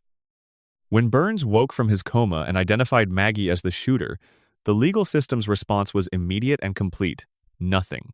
Chief Wiggum announced that no jury would convict a baby, and the case was closed. This is played entirely as comedy, and it is funny. But it is also an observation about how the legal system distributes its attention and its consequences. A man was shot. The shooter was identified. No charges were filed. No consequences followed. And everyone agreed that this was the appropriate outcome, because the shooter was too young, too cute, too categorically unthreatening to be subjected to the machinery of criminal justice. The show does not ask what would have happened if Maggie had been older, or less cute, or from a less sympathetic family. It does not need to ask. The audience supplies those questions on their own, if they are paying attention. What the show does, quietly, is present a system that responds to the fact of a crime by assessing the social position of the person responsible and calibrating its response accordingly. Maggie was not prosecuted because prosecuting a baby is absurd. But the decision not to prosecute was also a decision that rested on who Maggie was and who Burns was, and what the social consequences of prosecution would have been. Justice in Springfield, as elsewhere, is not blind. There is one more thread to pull in the shooting mystery, and it is the strangest one. In a later season, season 18, Homer mentions offhandedly that he was actually the one who shot Burns. He says this casually, in a way that suggests it is true or that he believes it is true, and the show moves on without following up.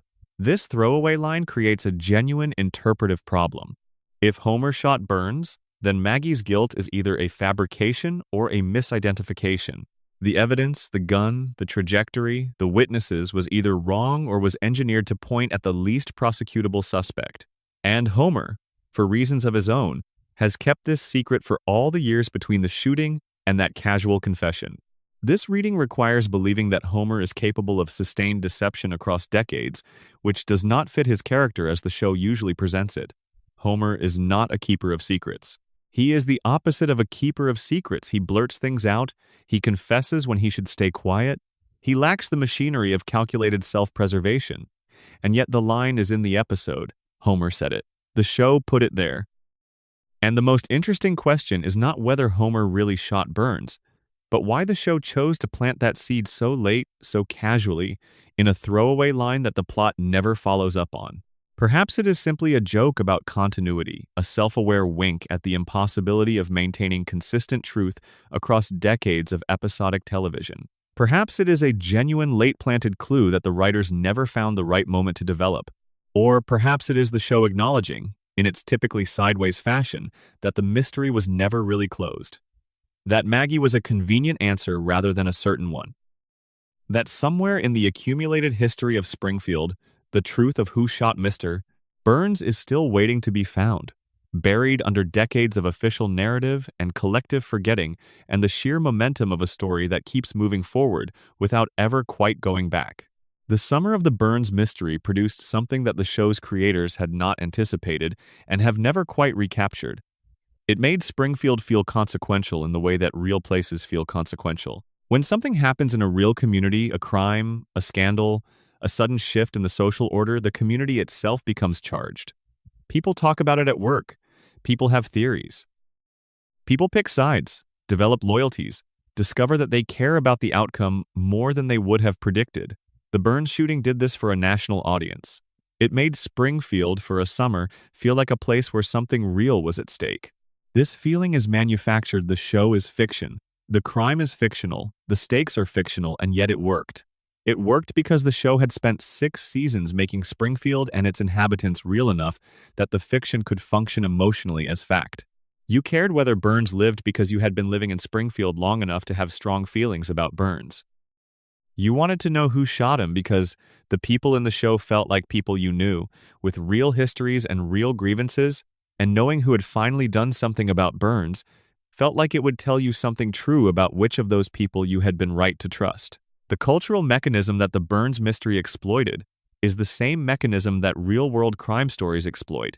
We want to know who did it, because knowing who did it satisfies a deep cognitive need, the need for narrative closure, for the world to make sense in terms of cause and effect, for actions to have authors and authors to be identifiable. The mystery is satisfying not because the answer changes anything practically, but because having an answer allows the story to end. The world is resolved. The causal chain is complete. Springfield, for one summer, held the country in the particular pleasurable discomfort of an unresolved story, and then provided the resolution. The fact that the resolution was unsatisfying to many people, that Maggie as the shooter felt like a cheat, a joke rather than an answer, a refusal to engage seriously with the thing the show had built, says something about the show's relationship with its own depth. The Simpsons is not a mystery series. It does not ultimately want to be held to the standards of mystery plot construction, which require that clues be planted fairly and solutions emerge logically from evidence. The show built a mystery to show that it could, and then resolved it with a shrug, which is what the show does with most of the serious things it raises. It raises them because they are real and interesting. It deflects them because it is fundamentally a comedy, and comedies do not bear the full weight of their most serious subjects. There is another reading of the resolution, one that is more generous to the show. The choice of Maggie as the shooter is not a refusal to engage with the mystery, it is the mystery's truest possible resolution. All summer, the audience was looking for the culpable adult, the person who had been wronged by Burns and who had finally taken adult revenge. And the show's answer was, none of them. None of the adults who had every reason to shoot Burns did it. It was done by the person who had no reason, no grievance, no adult motivation. It was done accidentally, by innocence. And the most powerful man in Springfield was nearly undone not by the accumulated hatred of his enemies, but by a baby and a lollipop. This is either a complete non-answer or the most honest possible answer to the question of what it takes to challenge power. Not the carefully motivated adult act of revenge. Not the organized resistance of the community. Just chance. Just the random collision of an arrogant man and a baby with a gun in a moment of impulse or accident or something in between. Power, the show is saying, is not reliably opposed by those it has harmed. Those it has harmed are too embedded in the structures of power to successfully attack them. Power falls to chance. Power falls to the overlooked.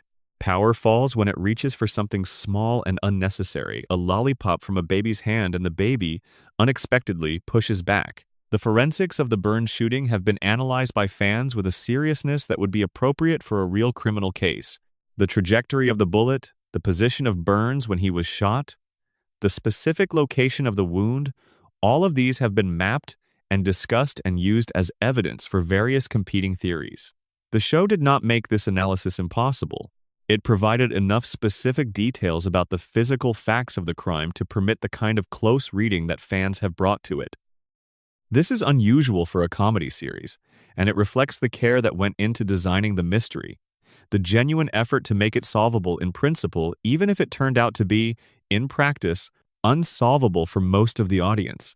The contest that Fox ran that summer invite viewers to submit their guesses, reward the correct guesser with an animated appearance on the show, was a genuine commitment to the idea that the mystery was solvable. But the contest produced a near-zero solution rate in the sample the producers examined, which tells you something about the clues. Either the clues were not fair, they pointed to the solution, but not clearly enough that a careful viewer could reliably decode them, or the clues were fair, but the solution was so surprising that even viewers who had found the clues could not quite believe they were pointing where they pointed. A baby with a gun seems like a misdirect. It seems like a red herring, because babies are always present and always overlooked, and the show had trained its audience to look past Maggie entirely. The most visible character in terms of screen presence was the most invisible in terms of suspicion. This is the show's most elegant piece of misdirection, and it works precisely because of how the show had established Maggie over 6 seasons. She is a background character, she is present in almost every scene involving the family, and almost never the subject of any scene's action. She is the baby, the presence in the high chair, the weight in Homer's arms, the small shape visible in the background of scenes about other things. The show had spent 6 years making Maggie invisible through ubiquity, and then it asked the audience to notice her at exactly the moment when it would not occur to them to look. The mystery of the Burns shooting, in its full form, is also a mystery about visibility. Who do we see, and who do we look past? Which characters exist in the foreground of our attention, and which exist in the background, present but not processed? The show had been training its audience for 6 seasons to look past Maggie, and then the answer to the show's most famous mystery was the character they had been trained not to see. The summer of 1995 was, among other things, a tutorial in the particular failure of seeing that the show had been quietly demonstrating in every episode from the beginning. We look past the baby. We always look past the baby, and that is why the baby can do things we never see coming. Section 5. The Man Who Should Not Be Alive. Burns, Immortality, and the Architecture of Power. Charles Montgomery Burns was born in, approximately, 1886. The show has never committed to an exact year, but that is the rough consensus from the dates implied by his various biographical stories, his memories of the Gilded Age, his first-hand accounts of the early 20th century, his service record from the Second World War, his descriptions of knowing people who were old when he was young. If Burns was born in 1886, he is, as of the show's present-day episodes, somewhere between 130 and 140 years old. He has outlived every person he grew up with. He has outlived most of the institutions he encountered in his youth. He has outlived, in a sense, the entire world that made him who he is. And he keeps going. This is not presented as miraculous within the show's universe. It is presented as a product of wealth and will and an elaborate medical regime that the show has depicted in detail across several episodes. Burns does not live long because he is special in any spiritual or genetic sense. He lives long because he can afford to. He has access to treatments and therapies and technologies that extend life beyond its natural term, and he applies them to himself with the same methodical calculation that he applies to everything else. His immortality, and it is functionally immortality, whatever the show's writers may prefer to call it, is engineered. It is the logical endpoint of a certain kind of wealth and a certain kind of will. The decision that one's own continuation is worth whatever it costs, and the resources to actually pay that cost. The most revealing episode regarding Burns's physical condition is the Springfield Files, in which Homer encounters what appears to be an alien in the woods near Springfield. The episode is a parody of the X-Files, with Mulder and Scully appearing as animated versions of themselves to investigate Homer's claims. The resolution that the alien was actually Burns, undergoing his weekly medical treatment, is the episode's joke, and it is a good joke, but the implications are worth sitting with. The treatment that Burns undergoes is so chemically intense, so loaded with whatever combination of compounds and procedures his doctors have developed to keep him alive, that it causes his body to emit a visible green glow. He wanders out of the facility in a daze, euphoric from the treatment, barely able to navigate. He looks like a creature from another world because, in a very practical sense, he has become one. His body no longer operates according to normal biological rules. It operates according to the rules of his medical regime, which are complex and carefully calibrated and entirely artificial. The green glow is the show's most elegant visual symbol. It connects Burns to the nuclear plant, the green of radiation, of something that should not be emitting light, of energy that has leaked beyond its proper container. Burns is powered by the same force that powers his plant. He is, in this sense, a human reactor, something that generates enormous energy and influence, something that cannot be approached without risk, something that requires constant management to prevent catastrophe. The parallel between the cooling towers and Burns's weekly treatment is not accidental. The show is saying, as directly as it ever says anything, that Burns and the plant are the same thing. Both are unnatural. Both are maintained artificially. Both produce something useful while leaking something dangerous. Both should, by rights, have been shut down decades ago. The question of what Burns actually believes about his own mortality is one that the show has circled around without fully entering. He must know, at some level, that what he is doing is abnormal. He must understand that he is living beyond the ordinary term. His doctors must have told him, at some point in the past 100 years, that what they are doing for him is extending a life that nature would otherwise have ended. And he has chosen, again and again, to be extended. This is not surprising. Most people, if offered the technical means to continue living, would take it. What is interesting is the complete absence of ambivalence in Burns's approach to his own continuation. He does not seem to wonder whether it is right to live this long. He does not seem to carry any guilt about the resources consumed in his preservation, while others around him die on schedule.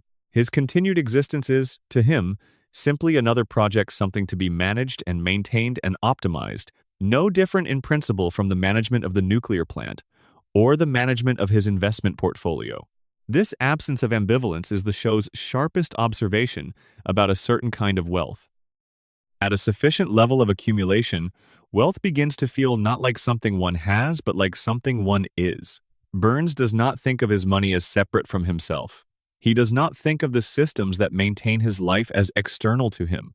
He is his wealth and his medical regime and his plant and his influence, all of it, a single, seamless entity that continues because it is designed to continue, because the systems he has built and maintained and funded are self-perpetuating in ways that do not require his daily intervention. Burns's immortality is, in this sense, the immortality of institutions. He continues, because the institution of Mr. Burns, the plant, the money, the political relationships, the medical infrastructure is designed to ensure that he continues. The relationship between Burns and Smithers is the most intimate relationship in the show, and it is intimate in the specific way that dependence creates intimacy. Smithers knows everything about Burns that matters: his medical schedule, his dietary requirements, his emotional vulnerabilities, the precise conditions under which he is most and least rational. Smithers has organized his entire life around the management of Burns, and Burns has organized nothing around the management of Smithers. The asymmetry is total, and both of them know it, and neither of them mentions it. What Smithers gets from this arrangement is a kind of closeness that he cannot get anywhere else. The intimacy of being needed, of being the one person whose presence genuinely matters to another person, even if that other person would not frame it as mattering. Smithers's devotion to Burns has been the subject of considerable fan discussion and academic analysis. The show has handled the nature of that devotion with considerable care over the years, making it clear that Smithers's feelings are romantic in nature while declining. For most of the show's run, to be fully explicit about it. What is interesting from the perspective of the show's deeper architecture is not the romantic dimension of Smithers's feelings, but the functional dimension. Smithers keeps Burns alive, not metaphorically literally. He manages the medical schedule. He ensures the treatments happen on time. He monitors Burns's condition with the vigilance of someone who understands that a single missed appointment is a death sentence. In the economy of the show's universe, Smithers's love for Burns is expressed primarily as logistical competence. He keeps the reactor running. Burns's relationship with death is worth examining carefully because it is different from any other character's relationship with death in the show's universe. Homer survives things that should kill him, but Homer's survival feels accidental. The universe simply declines to kill him, the way the universe declines to end ongoing stories. Burns's survival feels engineered. When Burns is hospitalized after the shooting, when Burns collapses from his various conditions, when Burns is threatened by any of the many forces that his long life has generated as enemies, he survives because money and medical infrastructure intervene. His survival is active rather than passive. He is not kept alive by narrative necessity or cartoon physics. He is kept alive by the careful application of resources. This distinction matters because it makes Burns's immortality an argument about inequality in the most direct terms possible. Burns lives long because he is rich. Full stop. The tools that keep him alive, the experimental treatments, the private physicians, the pharmaceutical compounds, the weekly regimens are not available to the people who work in his plant. Homer ages, or would age if the floating timeline permitted it. Homer's body accumulates damage in ways that Burns's carefully managed body does not. The workers of Springfield die on schedule, while the owner of Springfield does not. This is not an observation unique to the world of The Simpsons. It is an observation about the real world, where health and longevity are distributed in rough proportion to wealth, where the quality of medical care available to a person is heavily influenced by what they can pay for it. The Simpsons simply takes this real-world tendency to its logical cartoon extreme. One more thing about Burns before we move on. Something that sits quietly in the background of many episodes but is rarely addressed directly. Burns remembers things that no living person should remember. He has first-hand memories of historical events that are, by this point, over a century in the past. He knew people personally, in some cases who are now historical figures. He has context for the present that no one else in Springfield has, because he was there for the things that made the present what it is. He was there during the robber baron era, during the great expansion of American industrial power, during the wars that defined the 20th century. He was building and consolidating and maneuvering while the people around him now were not yet born, were not yet conceived, were not yet a gleam in the eyes of grandparents who were themselves not yet born. What does this do to a person? What does a century of continuous existence do to the way you see the people around you, the way you understand the institutions you operate within, the way you make decisions and assign value and decide what matters? The show does not ask this question seriously. Burns is a villain, and villains are not typically given the full weight of their inner life. But the question hovers around him. He has seen everything. He has watched empires rise and fall. He has watched technologies emerge that would have seemed like magic to the world he was born into. He has watched the people he knew and worked with and competed with and exploited die one by one until he is the only one left. And he has continued. He has adapted. He has survived long enough to become a kind of living history, an embodied record of American power at its most concentrated and most ruthless. There is something almost elegiac about Burns when you look at him that way. He is the last of a kind, the last of the great industrial robber barons, the last of the generation that built America's economic infrastructure through a combination of vision and exploitation that we have since decided is unacceptable. His century of survival is also a century of being overtaken by history, of watching the world move beyond the assumptions he was built on. He is, in the most literal sense, a relic, a living fossil. Something that should have gone the way of the great dinosaurs of American industry but has instead persisted, sustained by money and will and the particular stubbornness of something that has decided it will not end. He will not end. Not tonight. The plant will still be running when Springfield wakes up tomorrow, and the steam will rise from the cooling towers, and Mr. Burns will have had his treatment, and the green glow will have faded back to his ordinary pallor, and he will shuffle into his office and look down at the town he has owned and managed and poisoned for 100 years, and he will think, still here, still mine. And he will not be wrong. The history of the Burns family, which the show has sketched in fragments across many episodes, is worth assembling because it describes something about the persistence of certain kinds of wealth and the mechanisms by which that persistence is maintained. The Burns family has been wealthy for a long time longer, the show implies, than the United States has existed in its current form. This is not literally true for most American fortunes, which were made in the great industrial and commercial expansions of the 19th and 20th centuries. But it feels true as a description of a certain kind of old money. Money that has been there for so long that it has lost its connection to any specific origin story. Money that exists now as pure form, self-perpetuating, the original act of accumulation so far in the past that it no longer requires explaining. Burns's personal history with money is different from a modern plutocrat's history with money. He did not invent a technology. He did not found a company that grew to dominate a market. He did not achieve billionaire status through any of the routes available in the late 20th or early 21st centuries. He inherited wealth, multiplied it through industries whose time has come and gone, and held onto it through a combination of legal sophistication and political influence that made him essentially immune to the competitive pressures that should have eroded his position. He is the last representative of a form of American economic power that has theoretically been superseded, but which in practice persists in the form of individuals and institutions that accumulated during the old order and have not been successfully redistributed. This is a real phenomenon, not merely a cartoon exaggeration. The concentration of wealth in America has, at various points in its history, been so extreme that a relatively small number of very old fortunes have persisted across generations, despite theoretical mechanisms, taxation, competition, the decay of corporate structures that were supposed to distribute it more broadly. Burns is the cartoon version of this persistence, more extreme, more visible, more personally managed by a single ancient individual. But the underlying phenomenon he represents is recognizable.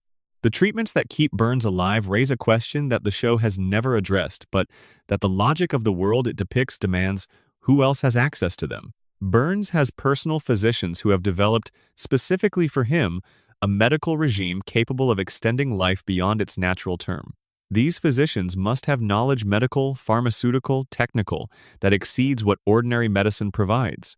They are, in effect, operating at the frontier of what is possible in terms of life extension, developing and refining their methods on the particular body of a single very old and very rich patient. Is that knowledge proprietary? Is it shared?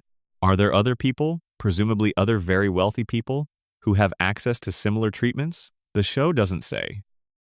But the implication that extreme longevity is available to those who can afford to pursue it is the same implication that real-world developments in life extension research carry. Burns's relationship with his own history is one of the most interesting things about him, and it is one that the show touches on occasionally with an almost elegiac quality that sits oddly next to his usual villainy. He has memories of things that no one else alive remembers. He has personal experience of historical periods that are, for everyone around him, purely abstract. He was present at events that are now the subject of museum exhibits and textbooks. He knew people who are now historical figures in the same immediate personal way that you know the people around you now. The world that made him is gone. The values and assumptions and structures of that world have been substantially revised, and Burns continues to operate from within those vanished values and assumptions, which is why he appears so alien, not because he is malevolent, but because he is genuinely from another time, operating by principles that made sense in that time and are grotesque in this one. This reading produces a faint sympathy for Burns that the show generally does not encourage. He is not trying to be a monster. He is trying to be the man his era made him, in an era where that man is no longer possible. His cruelty is not creative, it is inherited. The cruelty of the industrial capitalism of 100 years ago, when the relationship between owner and worker was more nakedly transactional, and the idea that a corporation owed anything to the community in which it operated was not yet a live political question. Burns does not know how to be anything other than what he is, because what he is has been fixed for a century and change at his age is physiologically much harder than it is at 30. The power plant's relationship with Springfield's political structure is worth examining in some detail because it describes a system of civic capture that is more sophisticated than simple corruption. Burns does not primarily influence Springfield's politics through bribery, though bribery is available to him and he uses it when necessary. He influences it more fundamentally through the economic reality that the plant represents. It provides a significant portion of the town's employment and all of its electricity. A politician who threatened the plant's operation would be threatening the jobs of a significant fraction of their constituents and the reliable supply of power to every home and business in the community. This is not corruption in the technical sense. It is the structural influence of a monopoly provider on the community that depends on it. The school board, the city council, the mayor's office, all of these institutions exercise their functions within the constraint that the plant must continue. Regulations that would threaten the plant's profitability are modified or delayed. Inspections that might produce findings requiring costly remediation are scheduled with enough advance notice that problems can be temporarily addressed. The relationship between Burns and the town's regulatory apparatus is not one of active conspiracy but of shared understanding. Everyone knows the plant is what keeps Springfield afloat, and the behaviors that follow from that knowledge are not consciously chosen so much as they are the natural expression of the community's dependence. This is a dynamic that exists in many real American communities with single, large employers, particularly in the industrial Midwest and in communities with significant military or government installations. The employer's continued operation becomes the implicit first constraint on all civic decision-making, and the normal functions of democratic accountability, the inspection, the regulation, the enforcement become calibrated to the employer's tolerance rather than to any external standard of safety or legality. Springfield is an exaggerated version of this dynamic, but it is an exaggeration of something real. Smithers is also, in this context, something more than Burns's personal assistant and keeper. He is the intermediary between Burns's power and Springfield's civic life, the person who manages the relationships with politicians and inspectors and media figures that allow Burns to remain operative without involving himself directly in the mechanisms of his own influence. Smithers knows the mayor's schedule. Smithers knows the inspectors' names and their particular vulnerabilities to flattery or intimidation or the implied promise of future consideration. Smithers is the operating system of Burns's power, the set of routines that run automatically to maintain the conditions under which Burns can continue to exist as he exists. Without Smithers, Burns would have to manage these relationships himself, which would require more cognitive capacity devoted to management than Burns currently applies, and which would leave Burns exposed to the kinds of personal accountability that Smithers has been quietly managing away for decades. The relationship between Smithers and Burns is therefore not simply the relationship between an employee and an employer, or even between a devoted personal assistant and the person they serve. It is the relationship between a system and its operator. Smithers does not maintain Burns out of love alone. He maintains him out of the understanding that the system, the plant, the town, the particular arrangement of power that Burns's continued existence makes possible requires a person in Smithers's specific position doing Smithers's specific work for the system to continue functioning. Smithers is the show's portrait of a person who has become so essential to a larger structure that their personal life and the structure's requirements have become indistinguishable. Section 6. Maggie, the silence that knows everything. There are 5 Simpsons. Homer, who talks constantly and means about a third of what he says. Marge, who talks carefully and means all of it. Bart, who talks to provoke and occasionally to connect. Lisa, who talks to understand and to be understood, and is rarely satisfied with either outcome. And Maggie, who almost never talks at all. Maggie Simpson has been 1 year old for 36 years. She has been sucking on that pacifier since the show's first episode. She has been watching her family with those enormous eyes since before most of the show's current viewers were born. And in all that time, she has said almost nothing. Her first word, daddy, was voiced by Elizabeth Taylor in a single cameo appearance and has not been repeated since. Beyond that, Maggie communicates in squeaks and gestures and the occasional dramatically timed nod. She is the quietest person in a household that never stops talking, in a town that never stops moving, and her silence has always been the show's deepest and most deliberate mystery. The easy interpretation of Maggie's silence is that she is a baby and babies don't talk. This is true, as far as it goes. But the show has gone out of its way, repeatedly, to suggest that Maggie's silence is not developmental, not the silence of someone who hasn't yet acquired language, but strategic. It is the silence of someone who has assessed the situation and determined that speaking is not, at present, in their interest. Consider what Maggie has demonstrated she can do, without saying a word. She has shot a man, not accidentally, or at least not entirely accidentally. She picked up Burns's gun during a confrontation in the parking lot, and when Burns grabbed her lollipop, she fired. Whether this was intentional or reflexive is one of the questions the show has left open, but the final shot of the episode suggests it was not entirely unintentional. When the adults have cleared the room and Maggie is alone, she looks around carefully, checking that she is not being observed, and then mimics the act of firing a gun with her pacifier. This is not a random infant behavior. Random infant behaviors do not include checking for observers first. Maggie is aware of what she did. She is aware that it has significance, and she is aware that performing it publicly would be a mistake. This sequence of actions, the check, the imitation, the awareness, describes a mind operating at a level that has nothing to do with infancy. Maggie is performing the social calculation that intelligent adults perform, understanding which behaviors are safe to perform publicly and which are better kept private. She is 1 year old. She does this perfectly.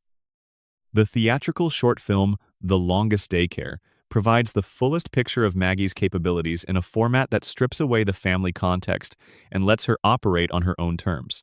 In the film, Maggie is left at a daycare center and immediately begins assessing her environment, mapping the space, identifying the authority figures, locating the threats and the resources. She finds a caterpillar. She determines that the caterpillar needs protection from a bully. She develops a plan. She executes the plan through a sequence of improvised moves that adapt to obstacles in real time. She succeeds. The caterpillar becomes a butterfly. Maggie watches it fly away, and the expression on her face is not the open-mouthed delight of a baby watching something pretty. It is the focused satisfaction of someone who set out to accomplish a specific thing and accomplished it. The film runs 7 minutes and contains not a single word of dialogue from Maggie. Everything is communicated through action and expression. And what is communicated is a portrait of someone operating at a level of cognitive sophistication that the rest of the show, with its emphasis on Homer and Bart and their various spectacular failures, has been systematically obscuring for decades. Why would the show obscure Maggie's intelligence? The simplest answer is that a talking, visibly intelligent baby would change the dynamic of the show in ways the writers are not interested in exploring. Maggie as mystery is more useful than Maggie as revelation. But there is a more interesting answer, one that has to do with what Maggie's silence says about intelligence in Springfield. Lisa Simpson is brilliant. She is one of the most intelligent characters in the show's universe, and possibly the most intellectually accomplished child in the history of animated television. She plays saxophone with genuine skill. She engages with complex political and social questions with real sophistication. She reads voraciously, thinks carefully, and speaks with a precision that is remarkable in someone her age. And what has this intelligence produced for her? Isolation? Frustration? A consistent experience of being the smartest person in the room and being unable to translate that intelligence into any meaningful change in her circumstances or her community. Lisa's intelligence is her most defining characteristic, and also her most painful one. She sees clearly, and what she sees is a world that does not reward clear sight. Maggie has been watching Lisa her entire life. She has watched her sister fight for recognition, fight for intellectual respect, fight for the simple acknowledgement that her ideas deserve consideration, and receive, again and again, gentle dismissal or outright resistance. Maggie has watched the lesson that Springfield teaches to smart women, and she has drawn a different conclusion than Lisa drew. Lisa's conclusion was, keep fighting, keep speaking, keep insisting that intelligence should be recognized and rewarded. Maggie's conclusion was, if intelligence is punished when it is visible, make your intelligence invisible. If power comes from being underestimated, cultivate the appearance of harmlessness. Maggie is not pretending to be less intelligent than she is because she lacks confidence. She is pretending because she has assessed the landscape and determined that invisibility is the most effective strategy available to her. She is 1 year old, which means everyone assumes she is helpless, everyone assumes she is innocent, everyone leaves her alone in rooms and says things in front of her that they would not say in front of a person they believed could understand them. Maggie understands everything. She is taking notes, and she has been taking notes for 36 years. What would those notes contain? The show has given us glimpses. Maggie knows who shot Mr. Burns because she was there, and she is the one who did it, or who was present when it happened, or who knows the version of events that the rest of Springfield has agreed not to examine too closely. Maggie knows the real dynamics of her family in ways that the other family members do not, because she is always present and never assumed to be paying attention. She knows what Homer says when he thinks only the dog is listening. She knows what Marge worries about in the small hours of the morning when the house is quiet. She knows what Bart is planning before Bart has finished planning it. She is the family's silent witness, its archivist, its most complete record. There is a theory circulated and discussed and never resolved that Maggie's silence is not permanent, that at some point, in some episode, or in some future that the show may or may not ever reach, Maggie will speak. Really speak. Not a cameo vocal appearance, not a one-off joke about a celebrity doing a baby's voice, but a genuine emergence into language, an arrival in the show's discourse as a full character with opinions and sentences, and the ability to say out loud everything she has been holding for 36 years. What would she say? The show has imagined Maggie's adult future in several flash-forward episodes. In these futures, she is various things: a concert musician, a professional of some kind, a woman who has made something of herself in the world that Springfield could not contain. These futures are not consistent with each other. Because flash-forward episodes are not meant to be canonical, they are thought experiments, possibilities, the show trying on versions of its own future without committing to any of them. But they share a quality. The adult Maggie is always competent. She is always someone who has figured out how to operate effectively in the world. She is always, in some register, impressive. The baby Maggie will become that adult eventually, if the show ever releases her from the floating timeline and permits time to pass. Until then, she watches, she waits. She sits in her high chair with her pacifier and her enormous eyes, and she watches everything that happens in the house on Evergreen Terrace, and she thinks thoughts that no one suspects she is thinking. She is the most powerful person in the Simpson family and possibly in Springfield, and she has decided not to use that power yet. She is patient. She is very, very patient. She has been 1 year old for 36 years. She can wait a little longer. There is something restful about Maggie when you think about her this way. She is the one member of the family who is not running, not arguing, not failing at something in a loud and colorful way. She is still. She is watching. She is holding, in that small and apparently helpless body, more understanding than everyone around her has put together, and she does not feel the need to announce this. She does not feel the need to prove it. She knows what she knows, and she is content to know it quietly, in the comfortable certainty that when the moment comes, she will be ready. Let Maggie's patience settle over you. The house on Evergreen Terrace is quiet in a way it rarely is when Homer and Bart are awake. The couch is empty. The television is off. The donut on the counter is stale but still technically present. And in her crib, in the smallest bedroom, Maggie Simpson is watching the ceiling with those enormous brown eyes, pacifier moving gently, thinking things no one has ever asked her about, keeping counsel with herself in the great tradition of those who understand that wisdom and silence are, sometimes, the same thing. The intelligence question around Maggie is complicated by the fact that the show has never been consistent about it. In some episodes, she demonstrates abilities that are clearly beyond normal infant development. In others, she is simply a baby, present in scenes for visual comedy or emotional texture, without any suggestion of exceptional cognition. This inconsistency is either a failure of canonical consistency or a deliberate strategy the show showing you Maggie's intelligence only when the narrative requires it, maintaining her apparent ordinariness in episodes where that serves the story better. If it is deliberate, it is a sophisticated formal choice. It means that Maggie's intelligence is always potentially present, even in episodes where it is not displayed. Every scene where she sits in her high chair, apparently absorbed in a toy, could be a scene where she is in fact absorbing the adult conversation happening around her. Every moment where she is set aside, put down, handed off to someone else because she is a baby, and babies require physical management, could be a moment where the person managing her physically is underestimating her entirely. The inconsistency in the show's depiction of her intelligence produces a reading experience where you cannot assume Maggie is simply a baby in any given scene. She might be, or she might not. This is genuinely unusual in television.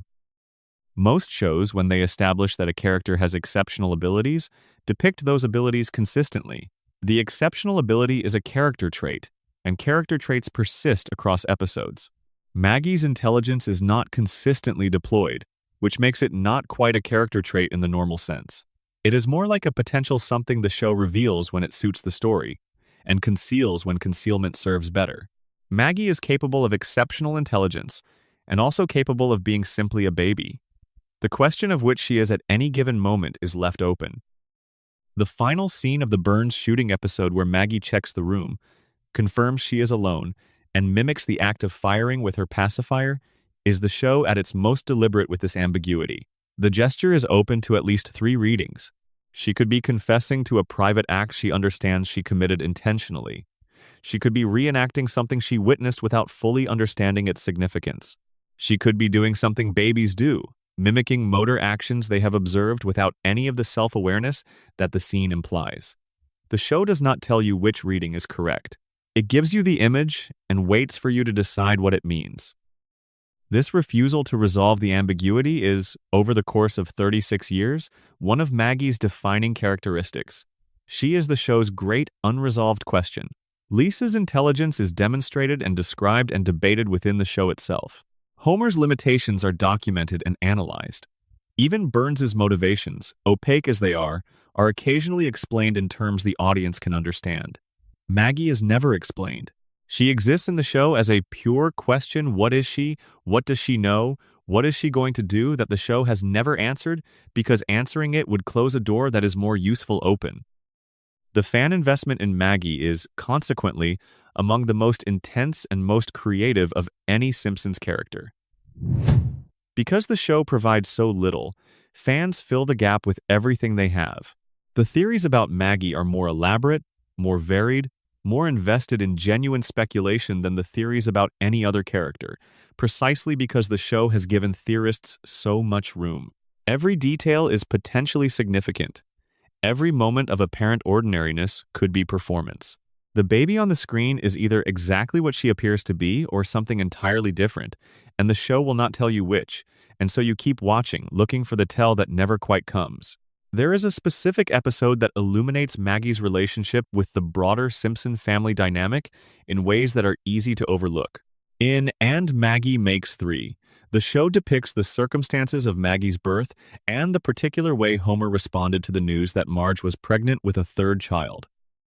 Homer had recently achieved a long-held dream. He had quit the power plant and taken a job at a bowling alley, something he loved, something that gave him genuine daily satisfaction in a way that the plant never had.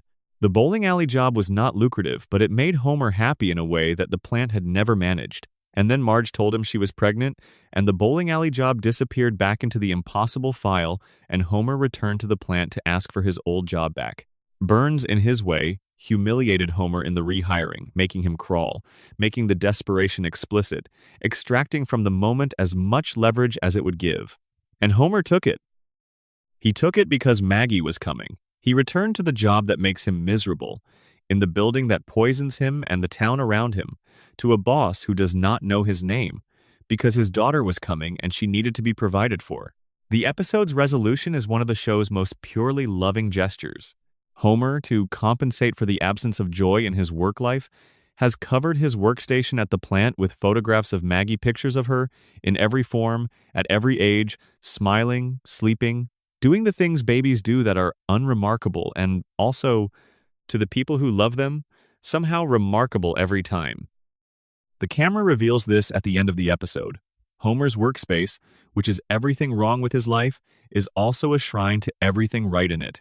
He goes to the job he hates to pay for the family he loves, and the family is everywhere around him in the place where he suffers. The hatred and the love coexist in the same room, at the same desk, in the same life. Maggie is at the center of this. She is the reason Homer returned to Burns. She is what the sacrifice was for. And she does not know this. She is a baby. She cannot know this, and when she does know it, if she ever knows it, what will she do with it? The knowledge that your father gave up his happiness for you is not a small thing. It is not something that can be easily metabolized. The love it represents is real and large and potentially suffocating, the way large loves sometimes are. What does a person with Maggie's intelligence do with the knowledge of that sacrifice? Does it obligate her? Does it free her? By demonstrating the depth of the commitment she was born into? Does it explain things about Homer, the willingness to endure, the cheerful tolerance of suffering that she has been observing and cataloging in her patient way since birth? The show doesn't answer these questions. Maggie doesn't know, within the show, the full weight of what Homer gave up when she arrived. But the audience knows.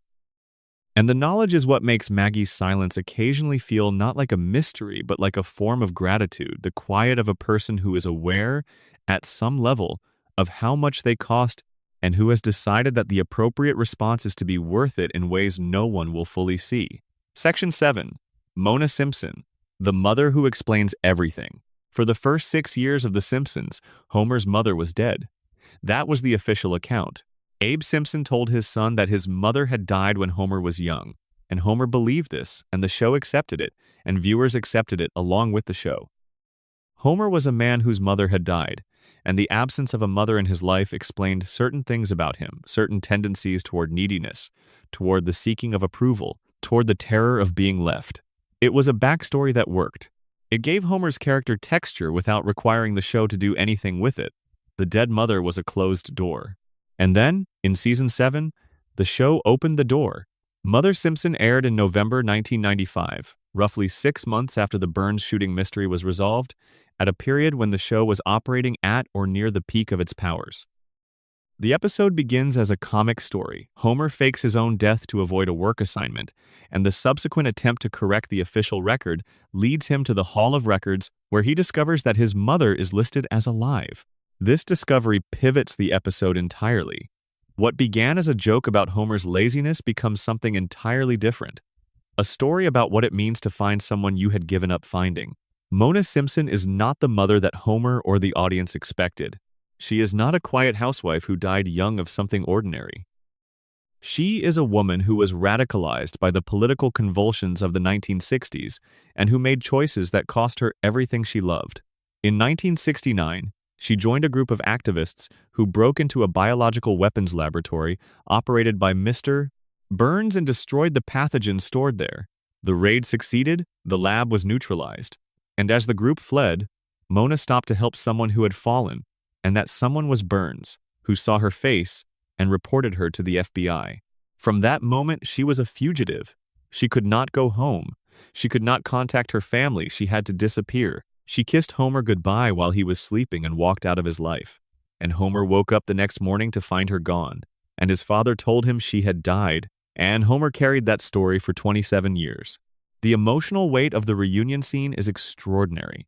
The show is not, typically, a show that asks you to cry. It is a show that makes you laugh, and occasionally allows you to feel something warm and complicated beneath the laughter, but it maintains a careful distance from sentiment. Mother Simpson crosses that distance. When Homer and Mona recognize each other, when the impossibility of the moment resolves into the simple fact of it that she is here, that he is here, that the years have not erased what they were to each other, the show allows itself to be genuinely moving, in a way that does not dilute the emotion with a joke. The reunion earns its feeling. It does not apologize for it. But the reunion is also brief. Burns sees Mona through a cab window when she arrives in Springfield. He reports her to the FBI. And Homer has to watch his mother leave again, this time knowing why, this time knowing who is responsible, this time carrying the full weight of what was taken from him and what it cost her to take it. The episode ends with Homer sitting alone on a hill outside town, watching her car disappear, and the final shot is one of the most famous in the show's history. Homer alone under an enormous sky, the couch gag reversed. He is outside, small, looking up. Let's spend time with what Mona's story reveals about the structure of the show, because it is not simply a poignant backstory. It is a revelation about the architecture of Springfield, about the relationship between Burns and the Simpson family, about why Homer is the way he is and who is responsible for making him that way. Burns ran a biological weapons laboratory. This is stated clearly in the episode and never walked back. The richest man in Springfield, the owner of the nuclear plant, the employer of the town, was manufacturing pathogenic weapons in the same community, where he also operated a nuclear reactor with hundreds of safety violations. The scale of what Burns has been willing to do to and within Springfield is, when you add it up, genuinely staggering. He has not merely been a corrupt employer and an environmental polluter. He has been actively manufacturing tools of mass death in a town where people live. Mona's group did not destroy those weapons because they were ideologically opposed to the defense industry. They destroyed them because the weapons were there, in Springfield, and someone had to. The connection between Mona's story and Homer's present is one that the show draws carefully and then steps back from, allowing the viewer to complete the line. Homer works for Burns. Homer has worked for Burns his entire adult life. Homer earns his salary from the man who drove his mother into exile when Homer was a child, who has been actively hostile to any attempt by Mona to return, who has maintained, across decades, a personal vendetta against a woman whose crime was destroying weapons he had no right to build. Homer does not make this connection. He does not put the pieces together. And his inability to connect the dots is presented not as stupidity alone, but as a kind of psychological protection. If Homer understood the full shape of what Burns has done to his family, the understanding would be unbearable. And Homer is a man built to survive, rather than to be destroyed by unbearable truths. There is a deal that the show reveals between Grandpa Simpson and Mr. Burns. Burns had committed some crime, the show is not specific, and Grandpa found out. In exchange for Grandpa's silence, Burns guaranteed Homer a permanent job at the plant, regardless of performance. This is why Homer can never be fired. This is why, despite the famous list of documented workplace failures, Homer's position has always been secure. His job security is not a product of incompetence somehow tolerated, or of the nuclear industry's bureaucratic difficulty in terminating employees. It is a contract between his father and the man who ruined his family. Grandpa, who knew what Burns had done to Mona, who knew what Burns had cost their family, made a separate peace. He traded his son's understanding of his own life for a guaranteed paycheck. This deal is, quietly, one of the darkest things in the show. Grandpa protected Homer from financial precarity by ensuring that Homer would never understand the full truth of his situation. Homer has security, but the security is built on his ignorance. He cannot be fired. But the reason he cannot be fired is also the reason he cannot know who he is really working for. The safety net is made of the same material as the trap. Mona died in a later season, in an episode that handled her death with the same care that Mother Simpson brought to her reappearance. She died as she had lived in the years of her exile, still fighting, still committed to her beliefs, still the woman who had decided that some things were worth the cost of everything. Homer sat with her at the end. He held her hand. The show did not make a joke. It allowed the death to be what it was, a loss, and the particular loss of someone you found too late, after the years had already happened without you. Her last message to Homer was a gift, the explanation, finally, of why she left. Not because she stopped loving him, not because she chose her politics over her son, but because the system that Burns represented was powerful enough to make staying a danger to Homer himself, and she loved him enough to go. The sacrifice was real. The cost was real, and the person who imposed that cost was the man Homer ate donuts across from every day for 30 years. The Simpsons is, among many other things, a show about a family that survived something. They survived poverty and dysfunction and the absence of the parent who would have held everything together. They survived Burns's interference, the town's ambient toxicity, the accumulated weight of things that were never said and never acknowledged and never properly mourned. They are not a perfect family.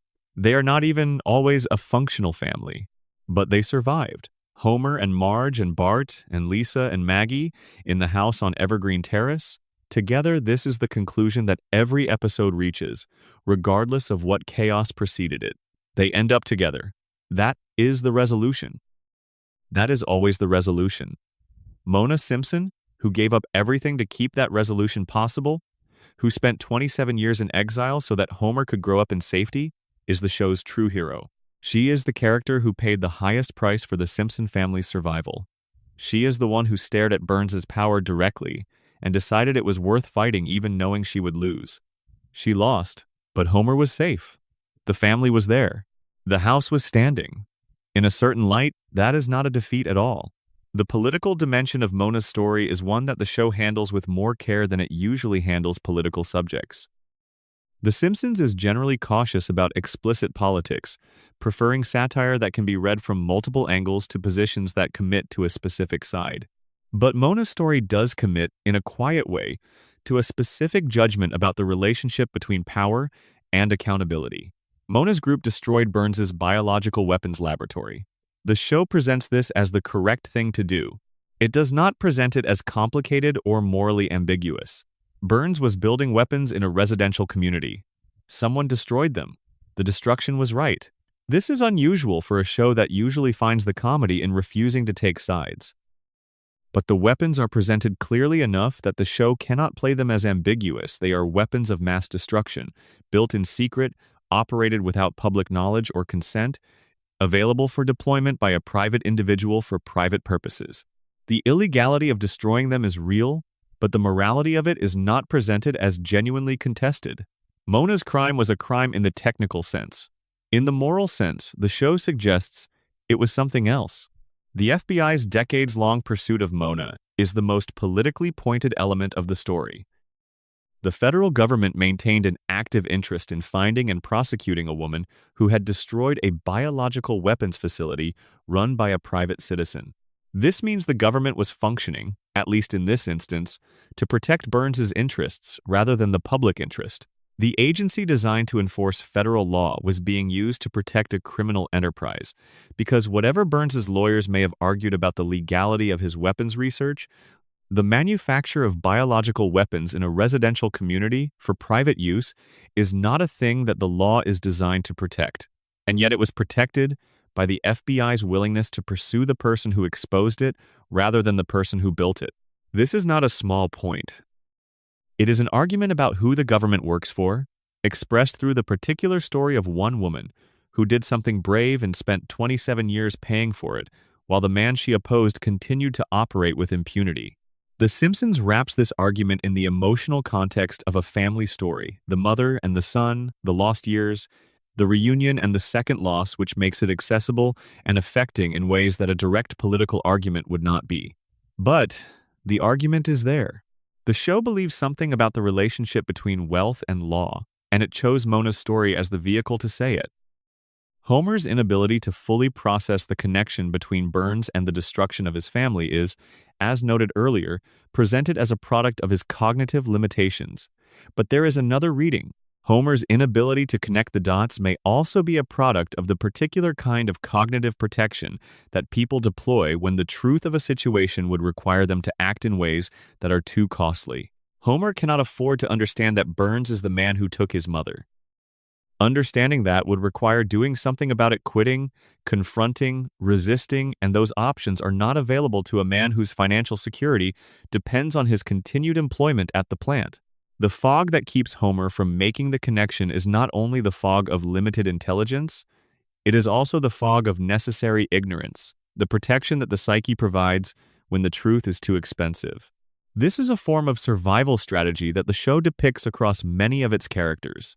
Springfield is full of people who do not fully investigate the things that would, if fully investigated, require them to change their lives. Chief Wiggum does not fully investigate the plant's safety violations because fully investigating them would mean confronting Burns's power and the consequences of that confrontation. Reverend Lovejoy does not fully investigate his own doubts about faith because fully investigating them would dissolve the identity he has built around belief. The town as a whole does not fully investigate the floating logic of its own existence. The three-eyed fish, the glowing soil, the strange physical characteristics of its population, because full investigation would require confronting the source of all of it, which is also the source of the town's economic survival. Mona fully investigated. Mona acted on what she found, and Mona spent 27 years paying for it, in exile, separated from her son, while the man she acted against continued to run his plant and his empire, and his personal vendetta without consequence. The show does not present this as fair. It presents it as the way things are, the specific and ordinary injustice of a world where the person who tells the truth, or destroys the weapon, or refuses the comfortable arrangement, pays a price that the person who benefits from comfortable arrangements never pays. Mona paid it. Her family paid it with her.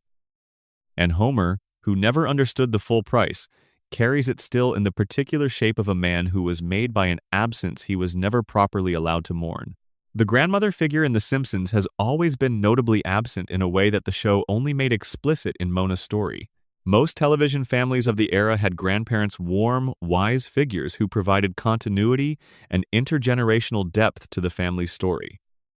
The Simpsons, from its beginning, had only Abe, and Abe's version of grandparent wisdom was reliably unreliable, shaped by a lifetime of selective memory and a willingness to tell whatever version of any story seemed most appropriate to his current purposes. Abe loved his family. He also consistently lied to his family, about small things and large things, in the interests of protecting them from truths he did not think they could handle. The lie about Mona's death is the largest of Abe's lies, and it is also his most costly one. He told it to protect Homer, or told it to protect himself from having to explain a situation that implicated his own failures and his own compromises. The show never fully clarifies which of these motivations was primary, because Abe himself probably could not have clarified it. The honest answer is likely that both were present, that the lie served multiple purposes simultaneously, and that Abe convinced himself primarily of the protective rationale while also being aware, somewhere underneath the conviction, that the protection was also self-protection. This is a recognizable human pattern. The lie that is told for someone else's benefit that also happens to serve the teller's interests is the most comfortable lie to maintain because it comes with its own rationalization pre-installed. Abe told himself he was protecting Homer, and he was, in a limited sense. He was protecting Homer from information that would have been painful and disorienting. But he was also protecting himself from a conversation he could not face, from the revelation that his own deal with Burns was part of the architecture of his son's diminishment, from the full accounting of what the Simpson family had been made to absorb on behalf of one old man's grudge. The relationship between Abe and Homer, refracted through the Mona story, is one of the show's most honest family stories. Abe loves Homer. The show has made this clear across many episodes, some of them deeply moving. But Abe's love for Homer is expressed in ways that consistently limit Homer rather than expanding him the lies, the deals, the management of Homer's circumstances in ways that never required Homer's consent or awareness. Abe made decisions about Homer's life from the position of someone who believed he knew better, and those decisions were shaped by guilt and self-interest as much as by love, and Homer has been living inside their consequences without knowing who built them. This is the specific grief of the Mona story, not the dramatic grief of the reunion and the second loss, though that is real enough, but the quieter grief of understanding, gradually, the full shape of your own history. Homer, in the Mona episodes, gets a version of this understanding. He learns about his mother. He learns about Burns. He learns about the connections he has been living inside without knowing they were there. He cannot absorb all of it. His cognition does not quite support the full architecture, but he absorbs enough to feel the weight. He sits on that hill and watches his mother's car disappear, and the weight is in his posture. In the stillness the show allows him in that moment. He does not understand everything, but he understands that there is more to understand than he has access to, and the gap between what is there and what he can hold is part of his grief. Section 8. The Predictions. How a Cartoon Wrote the Future. The list is long, and it keeps growing. A 1,995 episode depicts a wristwatch that functions as a small computer, usable for communication and information retrieval. A 1998 episode includes a mathematical equation that, according to several people with more physics knowledge than most, appears to anticipate the discovery of the Higgs boson particle by 14 years. A 1999 episode imagines the universe as donut-shaped, a hypothesis that actual cosmologists would find occasion to consider in the following decades. A 2000 episode depicts a future in which Donald Trump has served as President of the United States.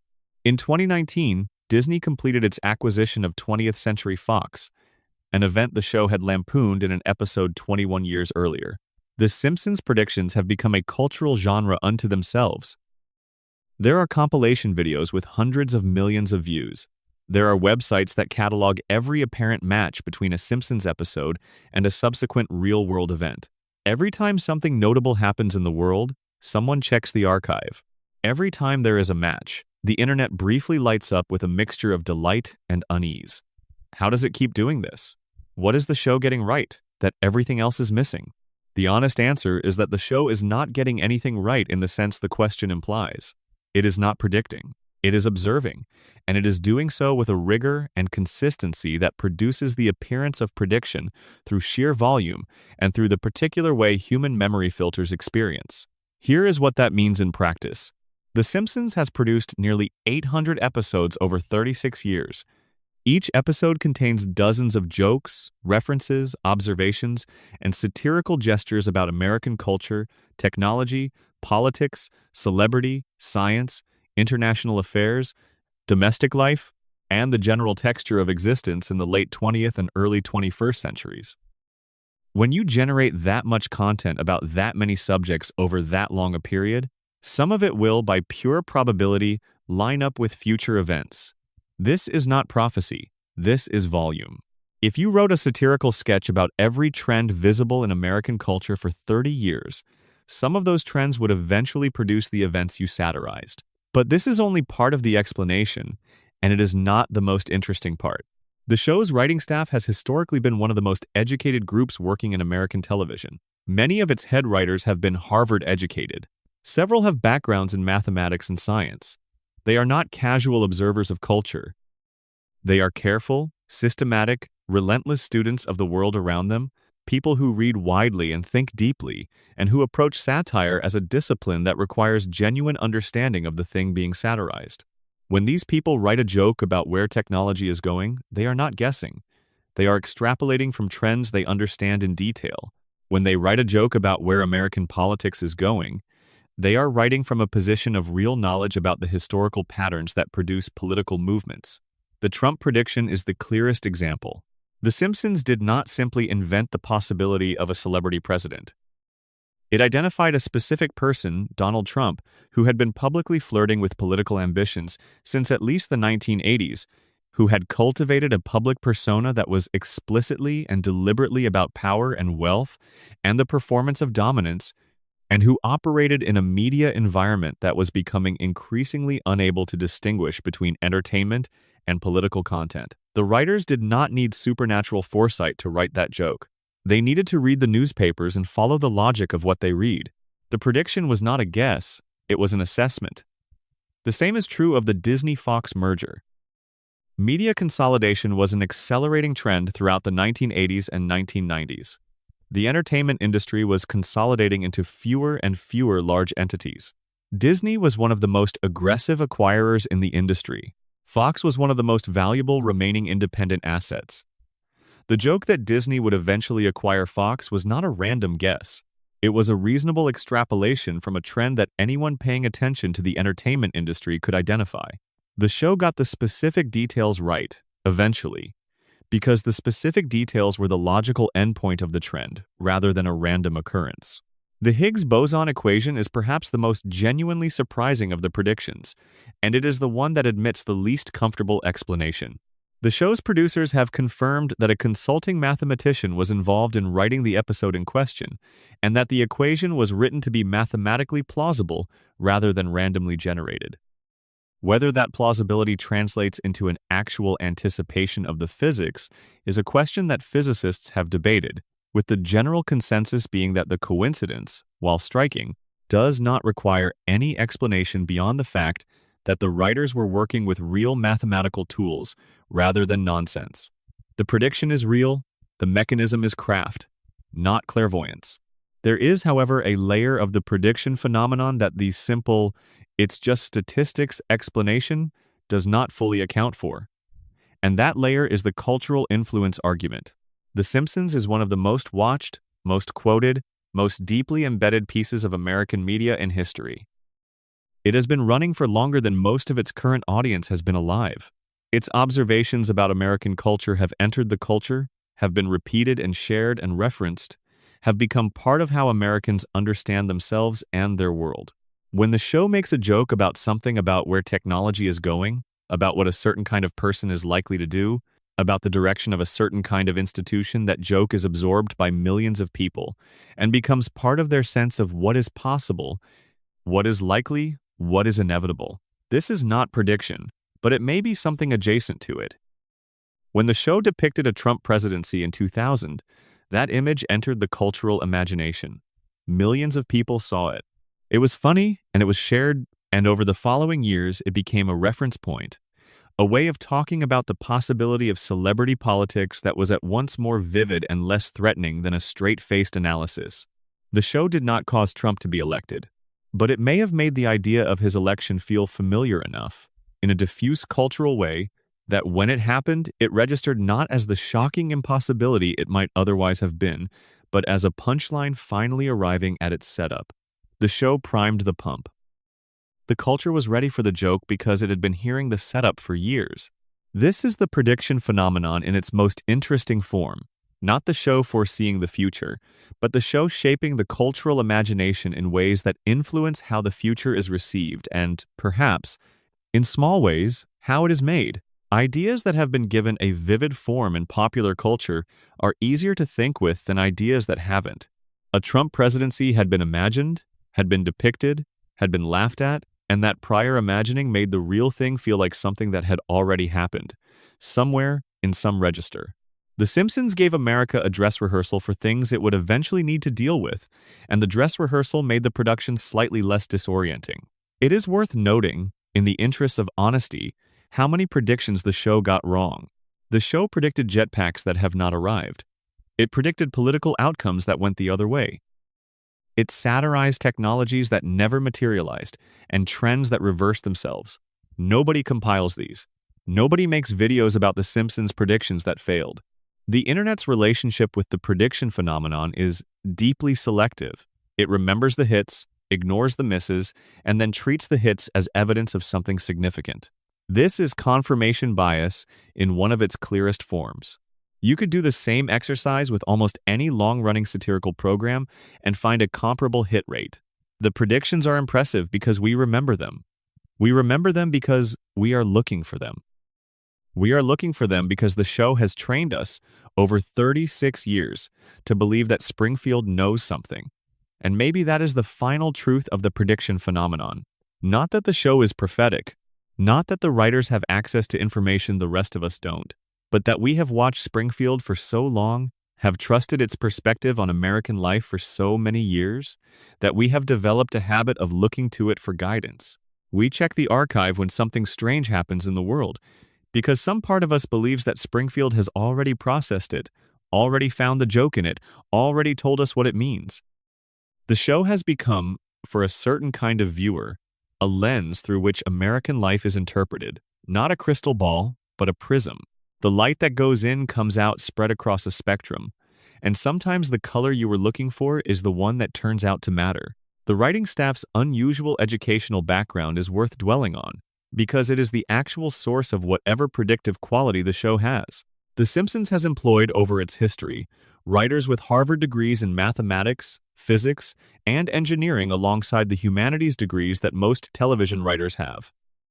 These are people who understand trends in technology and science not as observers but as practitioners, who can look at a research direction or a technical development and extrapolate its trajectory with the same rigor they would apply to a mathematical problem. When a former physics PhD writes a joke about where particle physics research is heading, they are not guessing. They are applying genuine expertise to the question of what the next development looks like. The prediction is not prophetic. It is the natural product of expertise applied to extrapolation. This is worth understanding because it changes what we mean when we say the show predicted something. A prediction made from expertise is a different thing from a prediction made from nothing. The show predicted the Higgs boson mass not because its writers had supernatural access to future discoveries, but because one of them understood particle physics well enough to know what the field expected to find. The show predicted smartwatches not because it could see the future, but because it employed people who understood the trajectory of miniaturized computing well enough to describe where it would end up. The predictions are impressive, but they are impressive as demonstrations of expertise rather than as demonstrations of mystery. The cultural influence dimension, the idea that the show shapes the future by making certain outcomes feel familiar and inevitable, is perhaps the most interesting aspect of the prediction phenomenon and the least discussed. Television has enormous cultural power, and long-running television has a kind of cultural power that exceeds any individual program's influence, because it accumulates. The Simpsons has been describing America to Americans for 36 years. The descriptions have not been neutral. They have framed certain things as inevitable: the corruption of local government, the indifference of industrial owners to the communities they operate in, the tendency of celebrity culture to blur into political culture. These framings enter the culture and become part of the mental furniture through which new events are interpreted. When Trump actually ran for president, a significant portion of the cultural response was, "Of course. The Simpsons already told us this would happen." This response was not entirely about a cartoon from 2000. It was about a long accumulation of cultural framings from The Simpsons and from many other sources that had made the idea of American democracy being vulnerable to celebrity entertainment logic feel not only possible but inevitable. The show did not create this vulnerability, but it described it clearly enough and early enough that when the vulnerability was exploited, the cultural recognition was instant. The show had made the thing familiar. The familiar thing arrived. The arrival felt like prophecy because familiarity is close enough to prophecy when the future is sufficiently accurately described. There are limits to this analysis. Not every Simpsons joke that appears to have predicted something was actually doing the cultural work described above. Some of them are simply coincidences, the kind of coincidences that any sufficiently large archive of observations about the world will inevitably contain. The question of which predictions are products of expertise, which are products of cultural influence, and which are products of volume and coincidence, is impossible to answer precisely. The honest acknowledgement is that it is probably all three, in proportions that vary from case to case. But none of those three explanations requires anything supernatural. The show did not predict the future. The show observed the present with care and intelligence and scale, and the present obliged by becoming the future the observations described. The Internet's relationship with the prediction phenomenon, its tendency to compile and celebrate hits while ignoring misses, its enthusiasm for finding significance in coincidence, is itself a product of the show's cultural influence.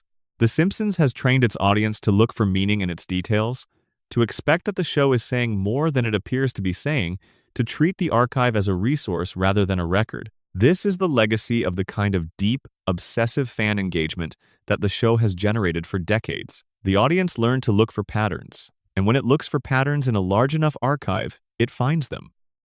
This is not a failure of critical thinking.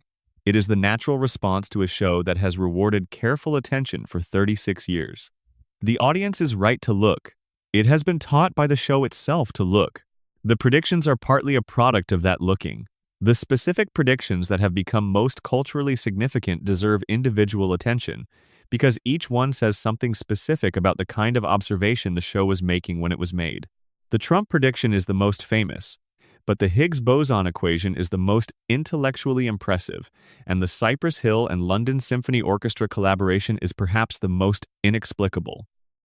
Cypress Hill and the London Symphony Orchestra performing together was not a predictable extrapolation from cultural trends. It was not the logical endpoint of any visible movement in music or in cultural crossover.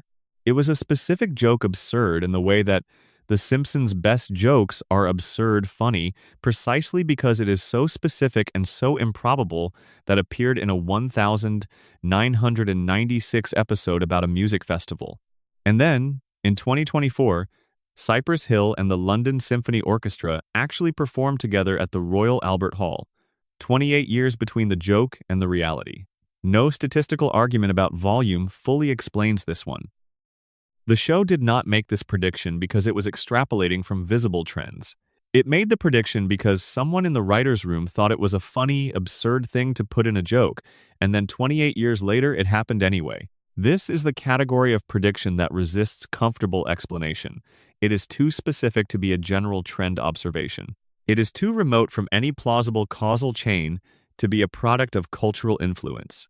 It is, as far as anyone can tell, a coincidence, a very specific, very improbable coincidence of the kind that happens when you produce enough specific jokes about enough specific improbable things. The meaning of this category of prediction is not the same as the meaning of the Trump or Disney predictions. It does not tell us anything about the show's observational quality or its cultural influence. It tells us something else, that over 36 years of generating specific, unusual, highly particular combinations of cultural elements, the show has occasionally landed on combinations that eventually became real, not because they were inevitable, but because the space of possible things that can happen in the world is large, and the space of things the show has imagined is also large, and sometimes these two spaces overlap in ways that feel like prophecy, but are better described as the inevitable product of two very large sets sharing members. This is not a diminishment of the coincidence. A coincidence does not stop being remarkable because it can be explained. Cypress Hill and the London Symphony Orchestra really did perform together. The show really did imagine it first. The fact that the prior imagining and the subsequent reality are connected by nothing more than probability does not make the connection feel any less uncanny when you see it. The uncanny feeling is information too. It is the feeling of stochastic reality, of a world so large and so strange that even its improbable events eventually arrive, and when they do, they land in a world that sometimes has already made a joke about them. Section 9. The Floating Timeline. Why Nobody Ages. Bart Simpson was 10 years old in 1989. He is 10 years old now. He has been 10 years old through the Clinton administration, and both Bush administrations, and the Obama years, and the Trump years, and every year since. He has been 10 years old while the world around him changed in ways that would be almost unrecognizable to the writers who first drew him. He has been 10 years old for longer than most countries have maintained their current form of government. He is, in the most technical sense, one of the oldest 10-year-olds who has ever existed. This is the floating timeline. It is the central structural fact of The Simpsons, and the thing that, more than anything else, requires explanation, or at least requires acknowledgement.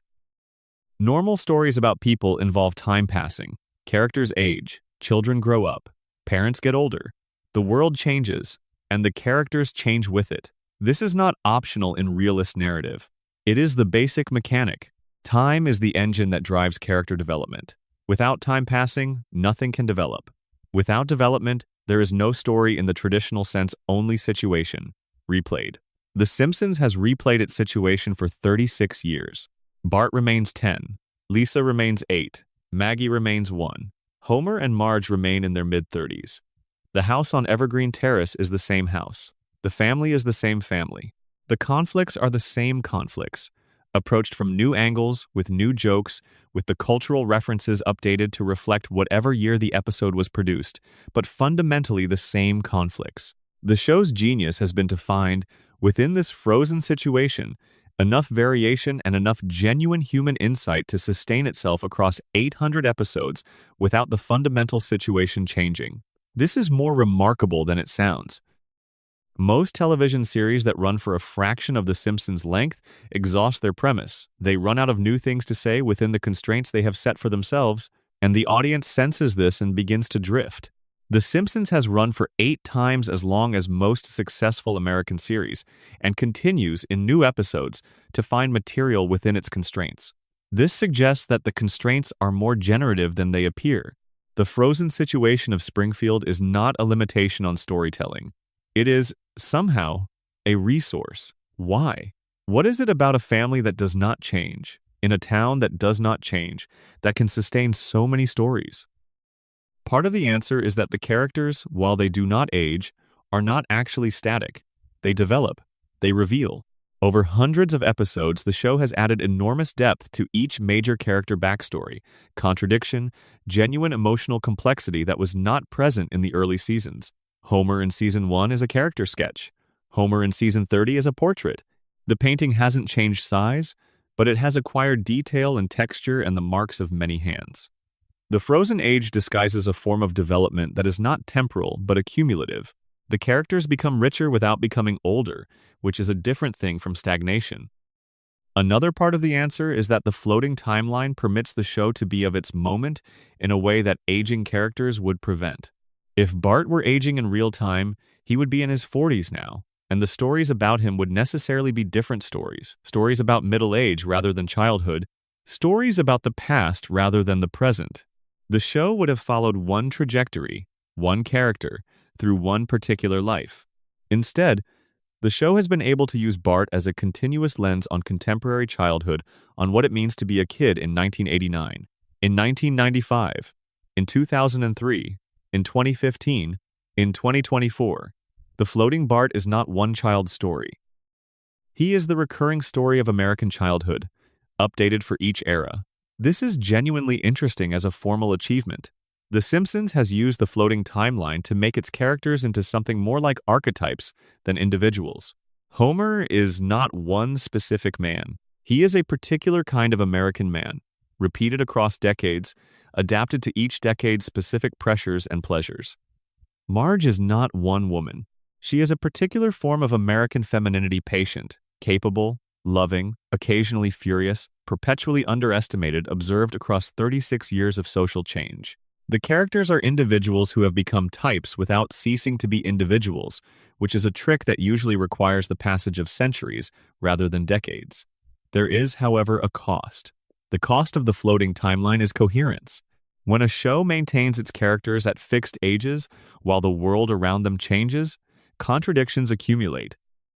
The backstory of when Homer and Marge met has been rewritten several times as the timeline has shifted forward, because the decade in which two mid-30s people in the current year were teenagers keeps changing. The references that once located the characters in specific historical moments become anachronistic and then are quietly replaced. The show's continuity is, as any longtime fan knows, full of holes. Characters appear to remember things that happened in earlier episodes and to have forgotten others. Ages are inconsistent. Established facts are occasionally contradicted. The show has addressed this in various ways, most of them meta and comedic. Characters occasionally reference the show's inconsistent continuity. The writers have acknowledged in interviews that they consider the show's episodes to exist in a kind of flexible canon where specifics can be revised when necessary. Fans have developed elaborate theories to explain the inconsistencies, the coma theory, the radiation theory, the idea that Springfield exists outside normal time that transform narrative problems into meaningful mysteries. The inconsistencies have become, paradoxically, part of the show's appeal. Springfield's incoherence is Springfield's character. But underneath the comedy and the fan theorizing, the floating timeline embeds a genuine emotional truth about why people watch long-running television and what they are looking for when they do. People do not watch The Simpsons to see what happens next. There is no next in the traditional sense. The next episode will reset to the familiar configuration. The family will be together, the house will be intact, the crisis of the previous episode will have been resolved or forgotten. People watch to go back, to return, to visit a version of the world that is stable in a way that the real world never quite manages to be. The floating timeline is comfort. It is the storytelling equivalent of a house where nothing has changed since your childhood. The same furniture, in the same arrangement, the same sounds from the kitchen, the same light through the same windows. You know where everything is. You know who everyone will be when you arrive. The uncertainty of return, the anxiety of visiting a place after a long absence and discovering that things have changed without you, is absent. Springfield will be exactly what it was. Homer will be on the couch. Marge will be in the kitchen. Bart will be up to something. Lisa will be playing her saxophone or reading something nobody else in the house will read. Maggie will be watching from somewhere, quietly, waiting. And there is grief in this too, when you look at it from the right angle. The show's creators have spoken about moments when they have imagined where the characters would be if they had aged in real time. Bart would be in his 40s, Lisa in her 30s, Maggie no longer a baby. These imaginary futures are poignant precisely because the show cannot go there. The floating timeline protects the characters from time, but it also denies them the things that time provides. Bart will never graduate from high school. Lisa will never leave Springfield for the wider world she deserves. Homer will never retire. Marge will never have an empty house. The family is preserved, but preservation is not the same as life. It is the absence of change, which is also the absence of growth, which is something that most of us understand, when pressed, is not what we actually want for the people we love. We want them preserved because we love the version of them we know, the version that is familiar, the version that knows us back. But the real form of love is to want people to change and grow and move forward, to want them to have futures that exceed the present you know. The Simpsons cannot want this for its characters, because wanting it would require granting it, and granting it would end the show. The paradox at the heart of Springfield is the same paradox at the heart of all our attempts to hold on to things. The thing we are preserving is not quite alive, and the thing we love about it is precisely its aliveness. The floating timeline will continue as long as the show continues. Bart will be 10, Lisa will be 8, Maggie will have that pacifier. And somewhere on Evergreen Terrace, a family that has never fully existed will be doing what they have always done, surviving the week, finding their way back to each other, sitting down together at the end of the episode in the comfortable certainty that next week, everything will be exactly like this again. The flash-forward episodes deserve their own careful attention because they are the show's way of accessing the version of itself it has chosen not to be. In these episodes, Lisa's wedding being the most fully realized, but there are others the show imagines what its characters become when time is permitted to pass. And what it finds, almost invariably, is that they become something recognizable from what they are, extended. Bart's rebelliousness becomes a certain kind of adult recklessness, charming and problematic in equal measure. Lisa's intelligence and her particular loneliness solidify into a form of adult excellence that remains isolated in ways she has not quite resolved. Homer and Marge are still together, still working it out, still finding the same rhythms in a house that is finally emptied of children. These futures are always offered and then withdrawn. The episode ends. The timeline returns to its floating present. Bart is 10 again, Lisa is 8, the future is locked away. But what the show is doing in these moments is acknowledging, with a kind of wistfulness, what it is costing the characters to remain as they are. Bart at 10 is funny. Bart at 40, still a 10-year-old soul in an adult body, would be something else entirely, either a tragedy or a triumph, depending on how you read it, but either way, a story the show has chosen not to tell. The flash-forward episodes are the ghosts of those untold stories, the shapes of the futures the characters are not allowed to have. Lisa's future is the most poignant of these, and the one that returns most often. She is the character most clearly made for something beyond Springfield, the character whose gifts point most urgently toward a world larger than the one she inhabits. Every flash-forward confirms this. Adult Lisa is distinguished, accomplished, living in a world that can accommodate what she is, and every episode returns her to Springfield, to the elementary school, to the struggle of being the most intelligent person in a community that does not value intelligence. The floating timeline does not deprive Homer of much. His pleasures are immediate and his ambitions modest, and the frozen present serves him reasonably well. The floating timeline deprives Lisa of everything. This asymmetry is one of the show's quietly devastating qualities. The family structure that sustains Homer is the structure that constrains Lisa. The Springfield that is home to Homer is the Springfield that frustrates and isolates Lisa. They live in the same house, on the same street, in the same town, and the town is entirely different for each of them. For Homer, Springfield is comfortable, adequate, sufficient.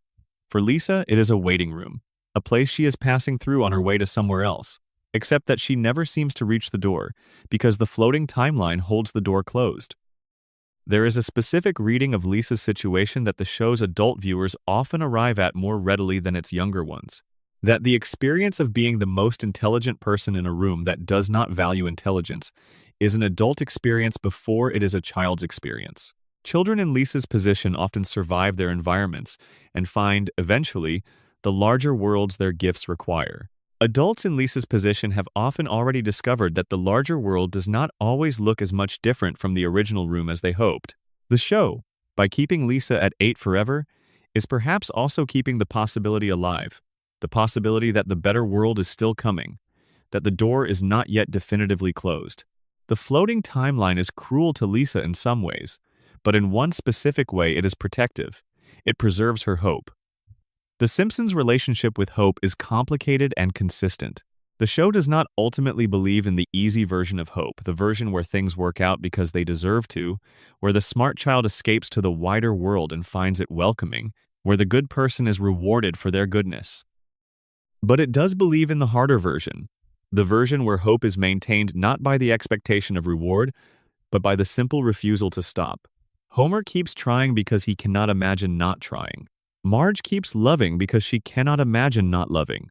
Lisa keeps reaching because reaching is what she does, what she has always done, what she will be doing when the show finally ends if it ever does. The floating timeline is, in this reading, not a deprivation but a form of grace. It keeps everyone at the moment just before the outcomes arrive. The outcomes may be good or bad, the show's flash forwards suggest both are possible, but they have not happened yet. The family is still together, the children still young, the possibilities still open. Every Sunday night at 8 o'clock, the story resets to this moment. The family is here. Everything is still possible.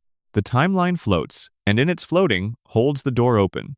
Lisa Simpson's saxophone deserves its own paragraph, because it is the show's most enduring image of a private interior life that exists independent of and in spite of the community around it. Lisa plays her saxophone in her room, alone. She plays it on the roof. She plays it wherever she can find a few minutes of solitude and the permission of quiet. The music is jazz specifically, the kind of expressive jazz that values personal voice over technical correctness, that values what the player brings from their own experience over the adherence to any tradition.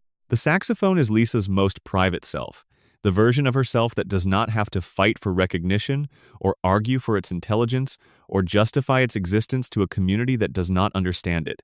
The show has given the saxophone remarkable power as a recurring image.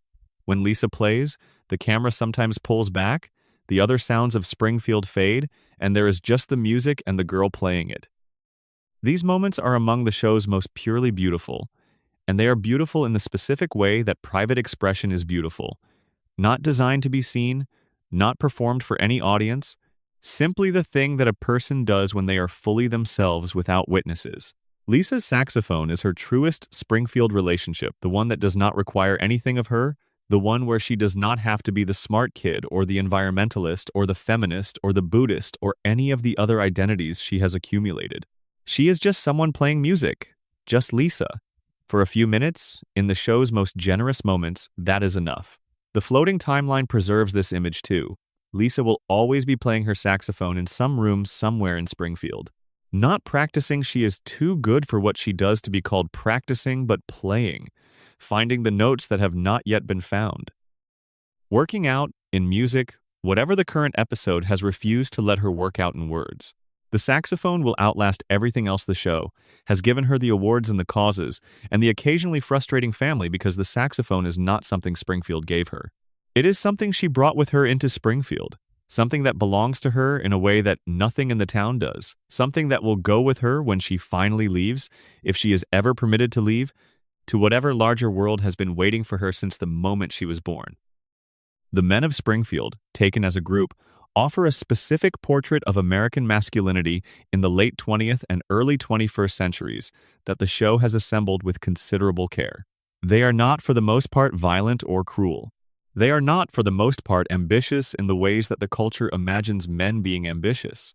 They are present in their communities at Moe's Tavern, at bowling leagues, at work, at the occasional civic event, and their presence is shaped by the particular combination of expectation and limitation that American working-class masculinity inhabits.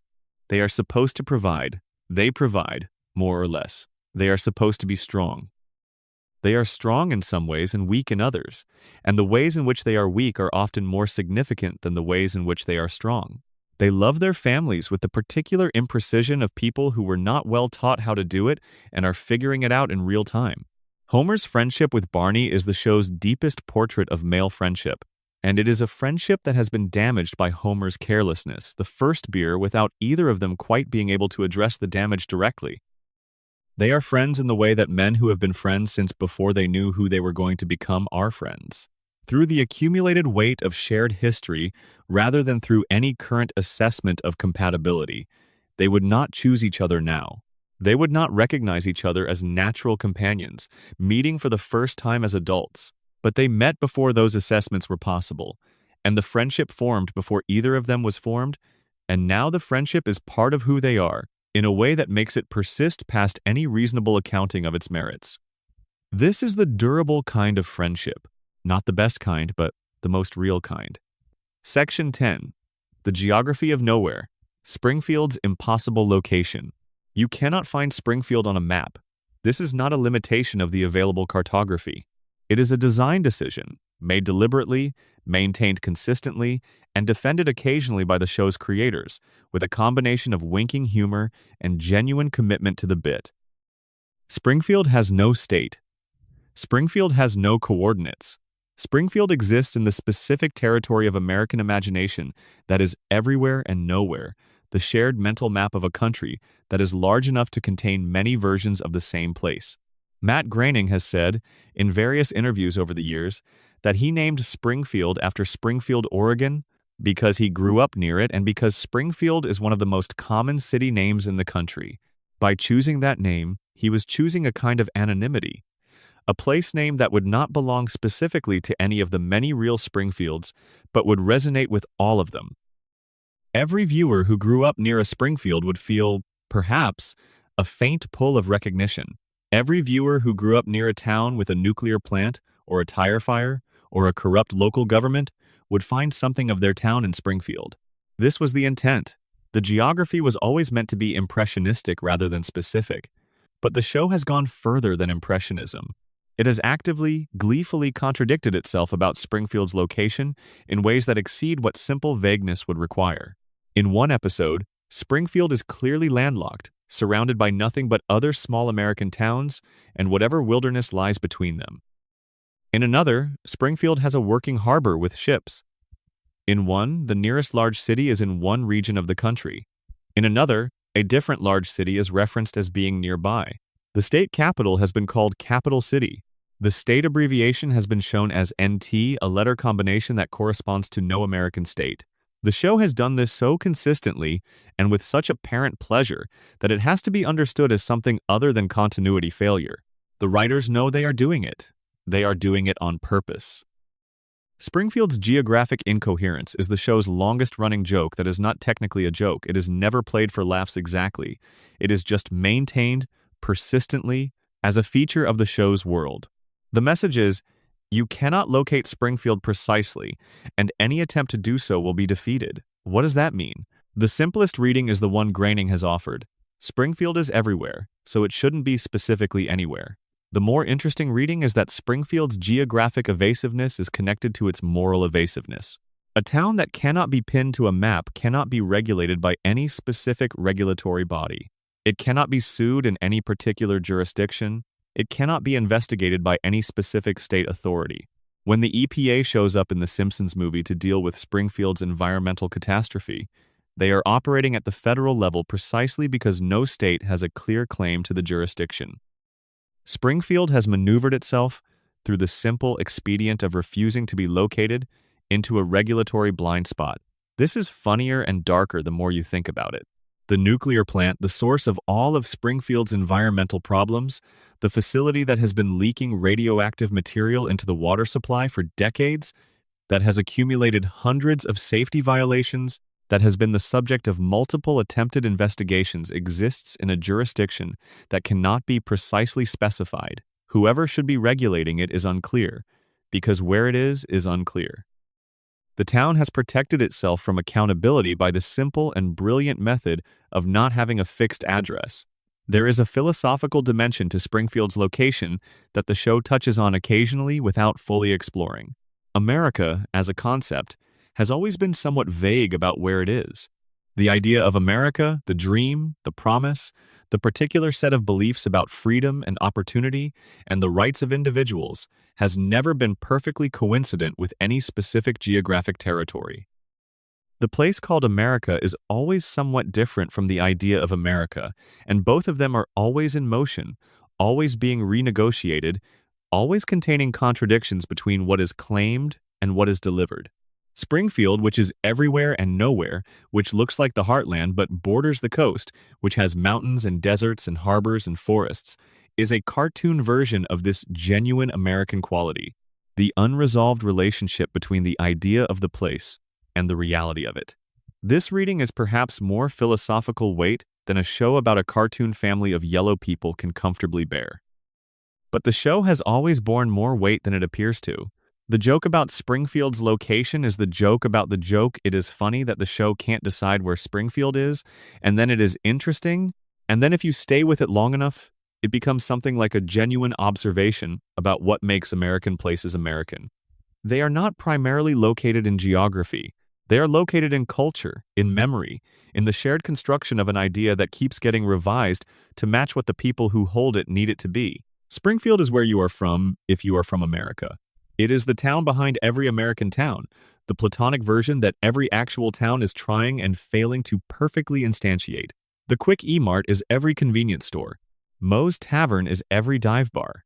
Springfield Elementary is every underfunded public school.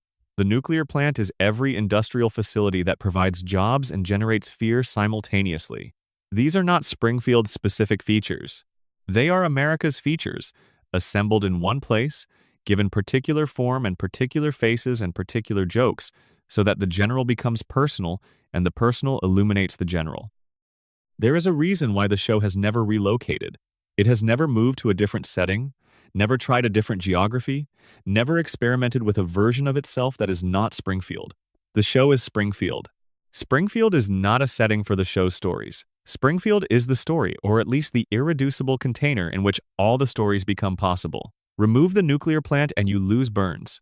Remove Burns and you lose the economic structure that makes Homer's job what it is. Remove Homer's job and you lose the particular quality of his relationship to his work and his identity as a worker. Remove that and you lose something essential about what Homer Simpson represents, which is something essential about what the show represents. Springfield cannot be elsewhere because Springfield is not a place. It is a condition. It is what it looks like when a certain kind of American life, working class, economically anxious, politically powerless, culturally middlebrow, is given space and time to express itself fully. You can find Springfield's condition in Ohio and Oregon and Missouri and Texas and everywhere else. You cannot find Springfield itself anywhere because Springfield is not the sum of its geography. It is the sum of its people, its history, its accumulated failures and occasional graces, its yellow sky at sunset and the steam from the cooling towers and the sound of Homer's car pulling into the driveway at the end of the day. Springfield is home. Not your home specifically, but the idea of home, the feeling of a place that knows you, that was there before you and will be there after, that contains the people who matter most and all the things that can go wrong with a life, and all the ways a life can nonetheless be worth living. That is where Springfield is. It is on the map of the things that matter, which is a map with no coordinates, which is exactly as it should be.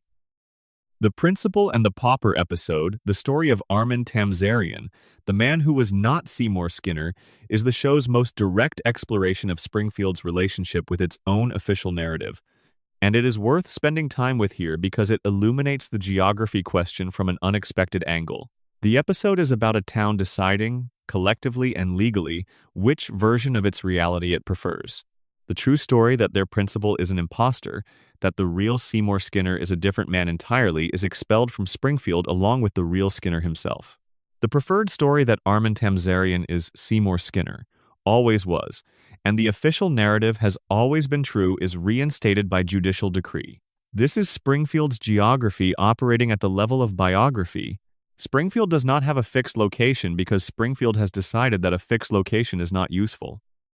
Springfield does not have a fixed history because Springfield has decided that the inconvenient parts of its history are better forgotten.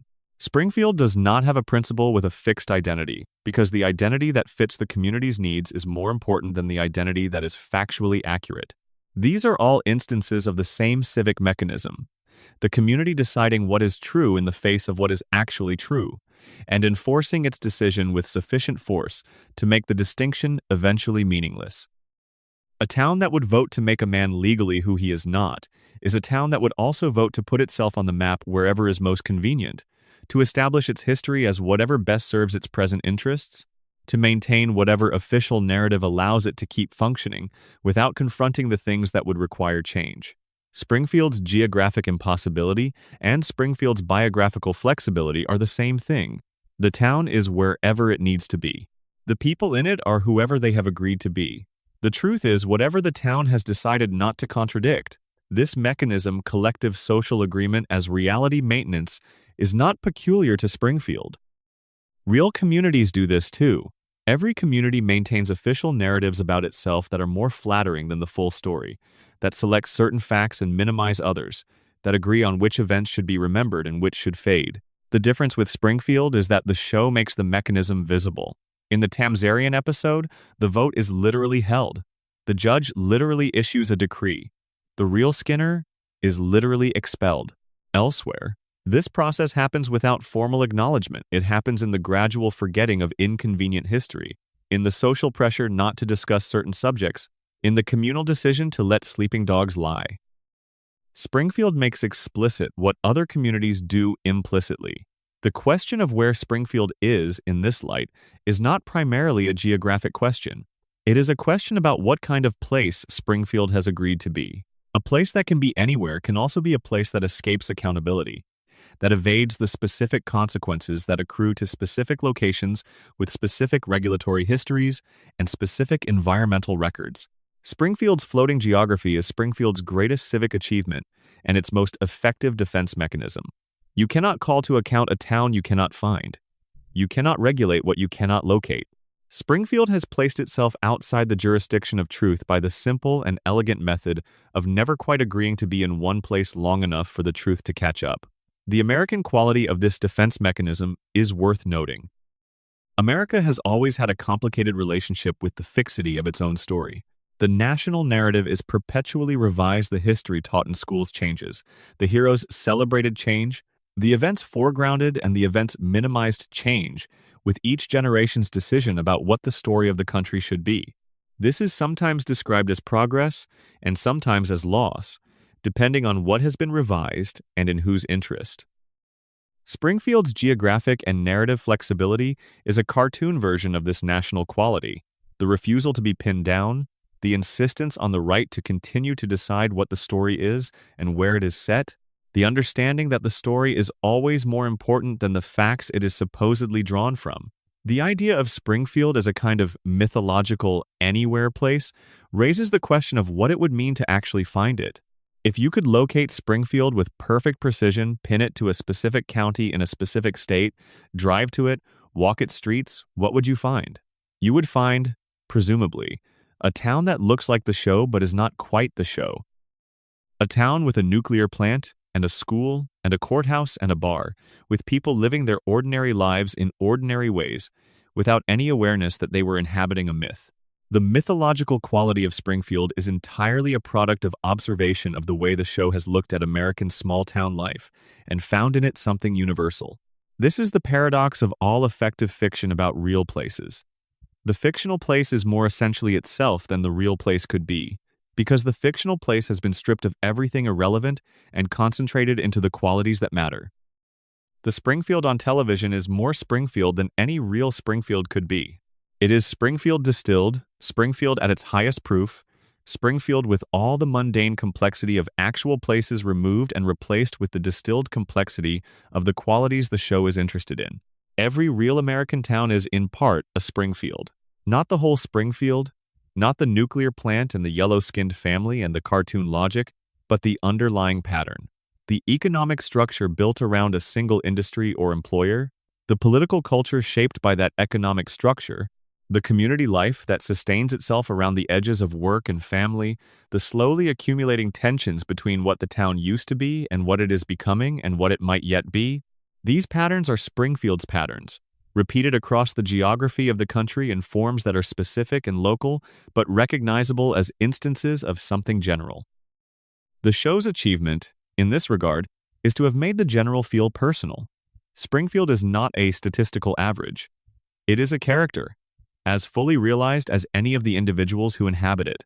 The town has moods and seasons and the accumulated quality of its history present in its physical form. When the camera pans across Springfield in the establishing shots, there is a texture there, a sense of a place that has been lived in, that has accumulated the marks of the lives lived in it. That is neither new nor quite old, but somewhere in the particular American middle, where things are neither fresh enough to inspire nor old enough to be genuinely historical. This texture is the show's truest achievement. It is what makes Springfield feel, episode after episode, like somewhere you have been. Section 11. The Quiet Tragedies.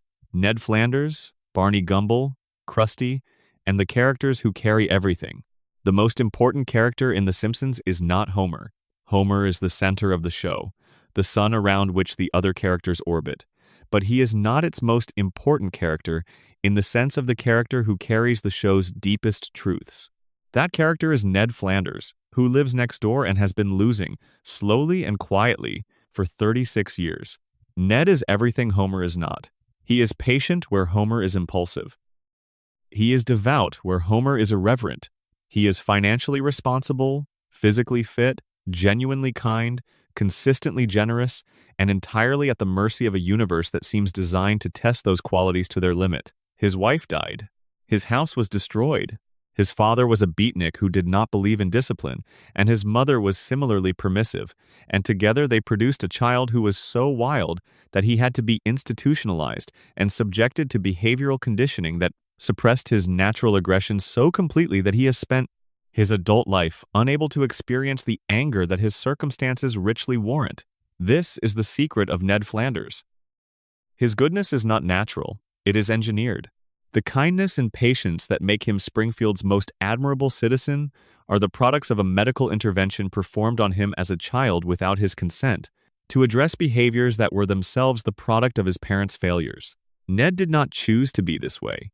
He was made this way by a childhood trauma he cannot fully remember, and by a conditioning that runs so deep he cannot access the self that existed before it.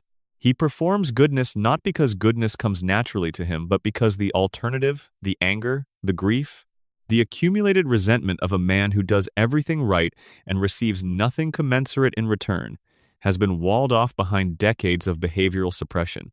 The wall has cracked.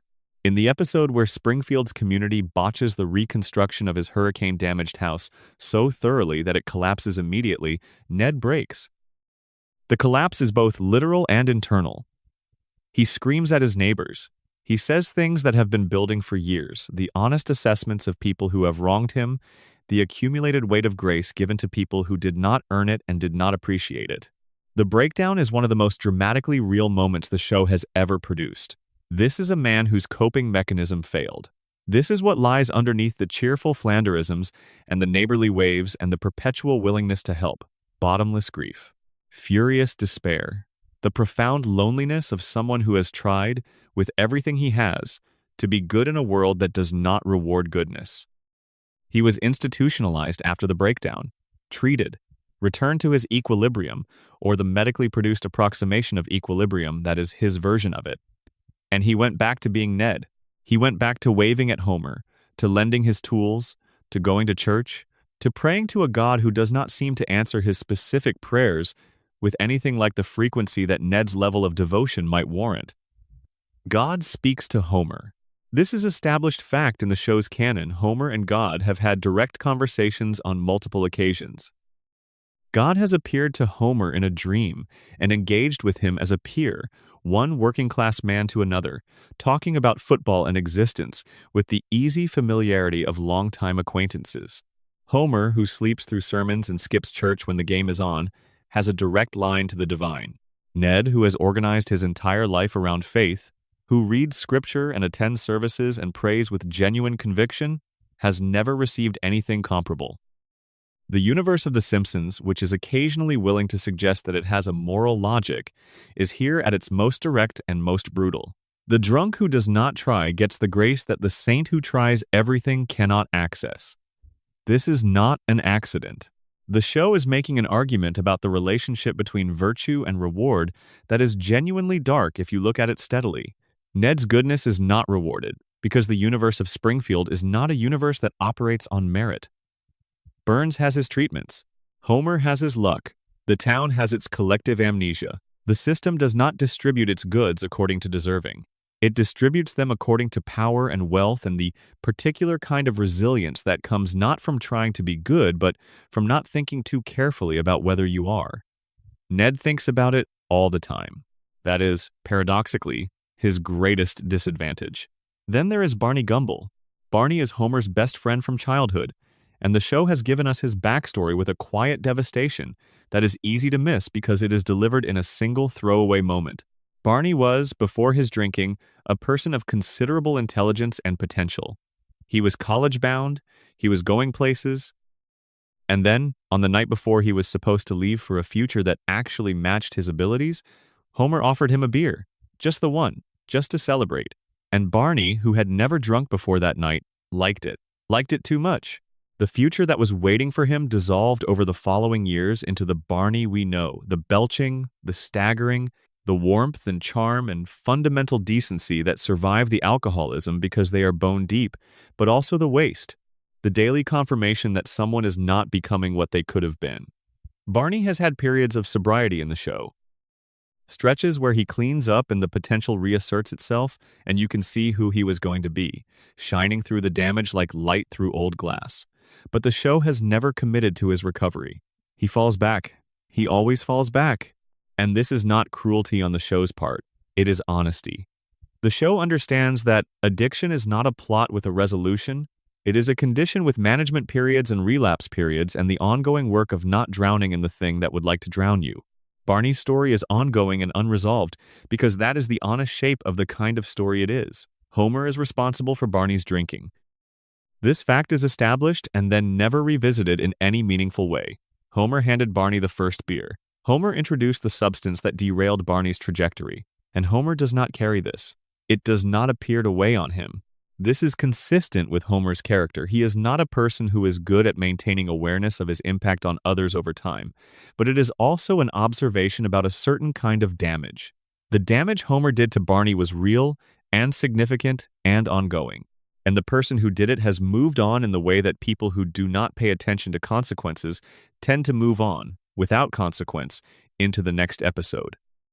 Krusty the Clown is Springfield's saddest figure, and the sadness is disguised almost perfectly by the format of his existence. He is a children's entertainer, a television host, a figure of joy and laughter for the young people of Springfield. He is also a man who has been performing happiness professionally for so long that he has entirely lost track of whether he is capable of it personally. His real name is Herschel Schmoikel Pinchas Yoruchem Krustovsky. His father was a rabbi who did not approve of his becoming a clown and from whom he was estranged for decades. The estrangement was one of the show's earliest explorations of the gap between public persona and private life, and it has never been fully resolved by the rapprochement episodes that occasionally reunite them. Krusty is addicted to gambling. He has significant tax problems. His show is maintained through shortcuts and cheap production values that have become somehow iconic despite themselves. He is genuinely funny in the way that people who have been performing funny for 40 years are genuinely funny, not through effort anymore, but through the accumulated habits of a lifetime, the timing and the instincts that have outlasted the original investment. He makes children laugh. He does not seem to take much pleasure in this. He takes pleasure in cigarettes, in horse racing, in the company of other people who are making bad decisions. He is not a bad man. He is a man who became the outside of himself and forgot to maintain the inside. The show has, over its history, populated Springfield with dozens of characters like these people whose surface comedy conceals a more complicated interior, people whose jokes are the visible portion of a larger story that the show does not always have time to tell. Principal Skinner, who turns out not to be Principal Skinner. Milhouse Van Houten, whose parents failed marriage and whose own social position at the bottom of Springfield Elementary's hierarchy represent a specific kind of childhood loneliness that the show captures with uncomfortable precision. Snake Jailbird, who is permanently in the criminal justice system in a way the show treats as comic, but which also represents something real about the limited options available to certain people in certain circumstances. These characters are not the show, but they populate the show, they texture it, they make Springfield feel like a real place rather than a stage set. And the accumulation of their small tragedies, the quiet disasters of lives that were not quite what their owners hoped, is what gives Springfield its particular emotional register. It is funny. It is consistently funny. But underneath the funny is something more like a sigh, a long, slow exhalation of recognition. All these people doing their best in their specific circumstances, carrying their specific weights, making their specific mistakes, all of them right here in Springfield, where everyone can see and nobody is looking. Hans Moleman deserves a moment. He is Springfield's most frequently killed character, and his relationship to death is the show's most sustained metaphysical joke. He has been killed by cars, by falling objects, by animals, by the sheer indifference of a universe that seems to treat him as a renewable resource. He appears in the next episode. He is always fine. He states, in one episode, that he is 31 years old. He does not appear to be 31 years old. Something has happened to Hans Moleman that the show has never explained and will never explain, and his unexplained resilience, or whatever the accurate word is, for someone who keeps surviving their own deaths, is one of Springfield's truest and most honest mysteries. Some people in this world survive everything. We don't know why. We don't know how. We are glad they're still here. Groundskeeper Willie is Springfield's most emotionally accessible secondary character, and he is rarely discussed in the same breath as Ned or Barney because he exists primarily as comic relief, the Scottish groundskeeper who shouts and flexes and endures cold. But Willie's situation, examined straight, is one of the show's most pointed observations about labor and dignity. He maintains the school grounds, the grass, the maintenance of the physical plant, the small, unglamorous services that keep a building functional for what is implied to be a very modest wage. He lives in a shed on the school grounds. His home is a room attached to his workplace, which means his employer provides not just his income but his shelter, making him dependent in a way that goes beyond ordinary employment. He cannot separate his working life from his living circumstances. He cannot go home, because home is also work. This is a description of a specific kind of working poverty that the show depicts with more honesty than its comic treatment suggests. Willie is funny. He is also a man who is entirely embedded in his employer's world, who has no outside of work, for whom the distinction between employment and life has entirely collapsed. The show does not play this as tragedy. Willie is too vital, too furious, too physically magnificent in his own exaggerated way to inspire pity. But his situation is what it is, and the show has never pretended otherwise. The comic book guy Professor John I.Q. Nerdlebaum Frinkiak 7, though he is rarely called this, is another figure whose comedy conceals a careful observation. He is the internet before the internet existed, or rather the Usenet before Usenet became the internet. The person who has developed an expertise in a domain of pop culture and who has allowed that expertise to become both his identity and his primary mode of relating to others. He is dismissive, he is condescending, he is the person in any conversation who immediately establishes hierarchy by establishing knowledge superiority. And he is, beneath all of this, profoundly lonely in the specific way that people who use expertise as armor are often lonely. The expertise is real. The loneliness is what the expertise is protecting. The show has occasionally given the comic book guy moments of genuine vulnerability, a romantic relationship, a moment of self-awareness, an acknowledgement that the thing he has built around himself is not the same as the connection he might prefer. These moments are brief and always followed by a return to the established persona, because the persona is protective and the vulnerability beneath it is too raw to sustain. The comic book guy is a precursor to the kind of online personality that would become familiar in the following decades, the person whose identity is inseparable from their relationship to a specific cultural domain, who expresses their full range of feelings through the register of fan discourse. The show recognized this type before the type had its contemporary form and gave it a body and a voice and a place behind a counter in Springfield. Krusty the Clown's daughter, Sophie, appears briefly and serves as one of the show's more interesting one-time explorations of what it means to be the child of a person who is publicly one thing and privately another. Krusty on television is a figure of joy and chaos, and adult humor thinly disguised as children's entertainment. Krusty off television is a man exhausted by the performance of himself, unable to stop performing even in private because the performance has become his only mode. Sophie encounters both versions and has to find a way to love someone who exists primarily as a public face rather than as a private person. This is a familiar experience, loving someone whose public and private selves have diverged so significantly that the relationship requires you to love both without fully having access to either, and the show treats it with more delicacy than its one-episode runtime would suggest it had room. 4.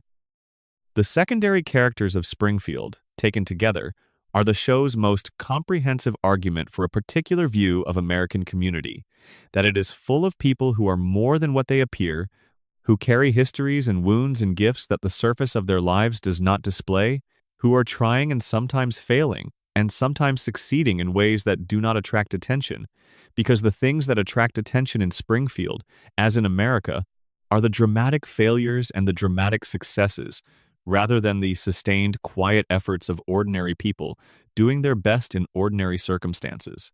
The background of Springfield is where most of the show's truth lives. The foreground is where the jokes are. The show's treatment of religion through the lens of Springfield's various religious characters, Ned, Reverend Lovejoy, and the occasional visiting figures from other traditions is more nuanced than its reputation as a broadly secular comedy might suggest. The Simpsons is not an anti-religious show. It takes faith seriously as a human phenomenon, as a form of meaning-making that the people who practice it invest with genuine importance. What it is skeptical of is the institutional forms that faith takes the churches and the clerics and the organized structures through which faith is administered, which the show depicts as having, in many cases, become separated from the spiritual need they were designed to serve. Reverend Lovejoy is the clearest example.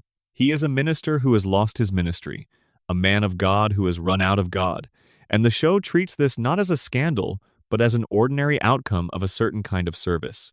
He has been serving the spiritual needs of Springfield for decades, and Springfield's spiritual needs are both relentless and, it must be said, somewhat exhausting. The specific spiritual needs of Ned Flanders alone would be sufficient to wear down a minister of more robust faith than Lovejoy possesses. The reverend who stops believing is not a rarity in the history of religious service. He is a predictable product of institutions that ask human beings to maintain extraordinary commitments over long periods without adequate support. The show's treatment of Homer's own relationship with faith is warmer and stranger and more interesting than its treatment of the institutional religious figures. Homer believes in God, improbably but genuinely. He has conversations with God. He has a personal, intimate, slightly adversarial relationship with the divine that the show treats as real rather than delusional. God responds to Homer. God engages with Homer on Homer's own terms, with a patience that suggests either infinite tolerance or a specific investment in Homer's particular situation. The God of The Simpsons is not the abstract first cause of theological argument. He is a character, specific and personal, who has opinions about football and human behavior and who apparently finds Homer worth talking to. This depiction of faith as something personal and direct and unmediated by institution is one of the show's most consistent positions. The institutional church is unreliable. The institutional minister has checked out, but something real remains: some connection, some conversation, some sense that the universe is not entirely indifferent, and it is available to Homer despite everything he is and everything he isn't. This is a kind of populist theology, and it is not trivial. The show's God chooses Homer over Ned, which might seem like the show making fun of faith, but can also be read as the show making a specific claim about how grace is distributed. Not according to merit, not according to effort or observance or demonstration, but according to some logic that the institutional church has never successfully mapped, and that Homer, stumbling forward in his imperfect way, seems to access without trying. The character of God in The Simpsons is one of the show's genuine eccentricities. He has a face that is never shown in full, a running visual joke that acknowledges the strangeness of depicting the divine, and he speaks in a voice that is recognizably human, without being recognizable as belonging to any specific person. He is depicted with enough care that he functions as a genuine character rather than as a prop, and his relationship with Homer carries real weight. In a show that is otherwise quite careful about not endorsing specific beliefs, the existence of a god who talks to Homer and takes an interest in Springfield's affairs is an unusually firm commitment. The show believes something about the relationship between the ordinary and the divine. It just refuses to make that something into a doctrine. Section 12. Coming home, what The Simpsons was always really about. There is a question that sits under everything else we have discussed tonight. Under the radiation theory, and the coma theory, and the shooting mystery, and Burns's impossible longevity, and Maggie's silence, and Mona's sacrifice, and the floating timeline, and the geographic impossibility, and the quiet disasters of the secondary characters. The question is this: why do we keep watching? The show is 36 years old. It has gone through quality cycles that any honest fan will acknowledge. Periods of brilliance followed by periods of something less, followed by occasional returns to something close to the original standard. It has been declared dead many times and has survived each declaration. It has been the subject of more criticism, more analysis, more fan theorizing, and more affectionate mockery than any other show in television history. Everyone has an opinion about it. Everyone has the episode they love best and the season they think went wrong. Everyone has their own Springfield, their own sense of what the show is, and what it means, and what it lost, and what it still has. And everyone, or almost everyone, keeps watching, or keeps returning, keeps putting on an old episode when they need to feel something familiar, keeps referencing the show in conversation in ways that assume the other person will recognize the reference, keeps carrying Springfield in some corner of their imagination, the yellow faces and the blue sky, and the voice of Homer's particular kind of enthusiasm, and Marge's particular kind of worry, and Bart's particular kind of mischief, and Lisa's particular kind of longing. Why? The answer that comes most easily is nostalgia, and nostalgia is part of it. The show was there, for many people, during the formative years of their lives. It was on Sunday nights, which are their own particular emotional register, the end of the weekend, the anticipation of the week, the specific mixture of relaxation and low-grade dread that Sunday evenings produce. The Simpsons was part of that texture, part of what Sunday nights felt like, and anything that is woven into the texture of formative years becomes part of you in ways that later experiences rarely do. But nostalgia is not the whole answer, because the show continues to attract new viewers who have no nostalgic relationship with it.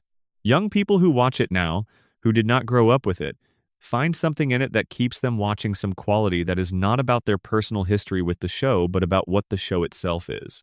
They are finding, or being found by, the same thing that the original audience found, which means the thing is not nostalgia.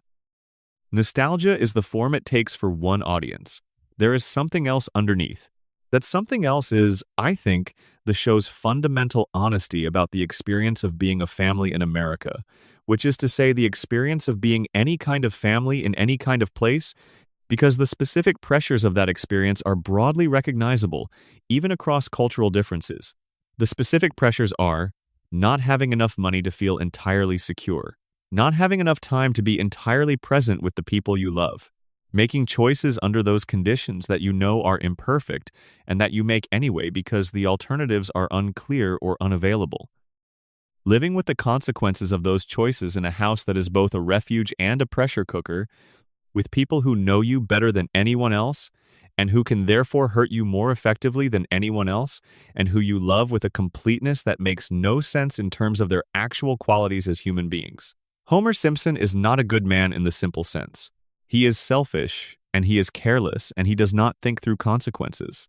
He has caused harm to his family and to others, through actions he did not intend to be harmful, and through neglect of things he should have been paying attention to. He is not a role model. The show has never presented him as a role model. And yet there is something about Homer that people find, again and again, genuinely moving. Not the big moments, not the speeches, not the occasional episodes that build explicitly to an emotional payoff, but the ordinary moments. The way he looks at Marge, the particular way he says her name when he is in trouble or scared, the way he reaches for Bart sometimes, the strangling played as expression of helpless, furious love that cannot find any other outlet. The way he looks at his children with an uncomplicated wonder, that is the best thing about him, the thing that makes up for most of the rest. Homer loves his family with his whole body and his whole confusion. That is not a poetic exaggeration.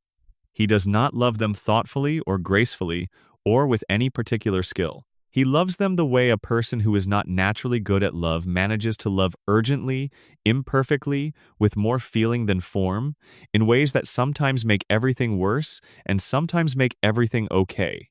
And this is recognizable to almost everyone who has ever tried to love imperfectly, which is everyone. Marge Simpson is the show's truest hero, quieter than the theories about Maggie and less dramatically sympathetic than the story of Mona, but the person on whom everything rests. She is patient in ways that exceed reasonable expectation. She is patient not because she lacks feelings, she has feelings, complex and sometimes fierce, but because she has made a calculation, continuously, about what the family requires and what she is capable of providing. She has chosen her family. She keeps choosing it.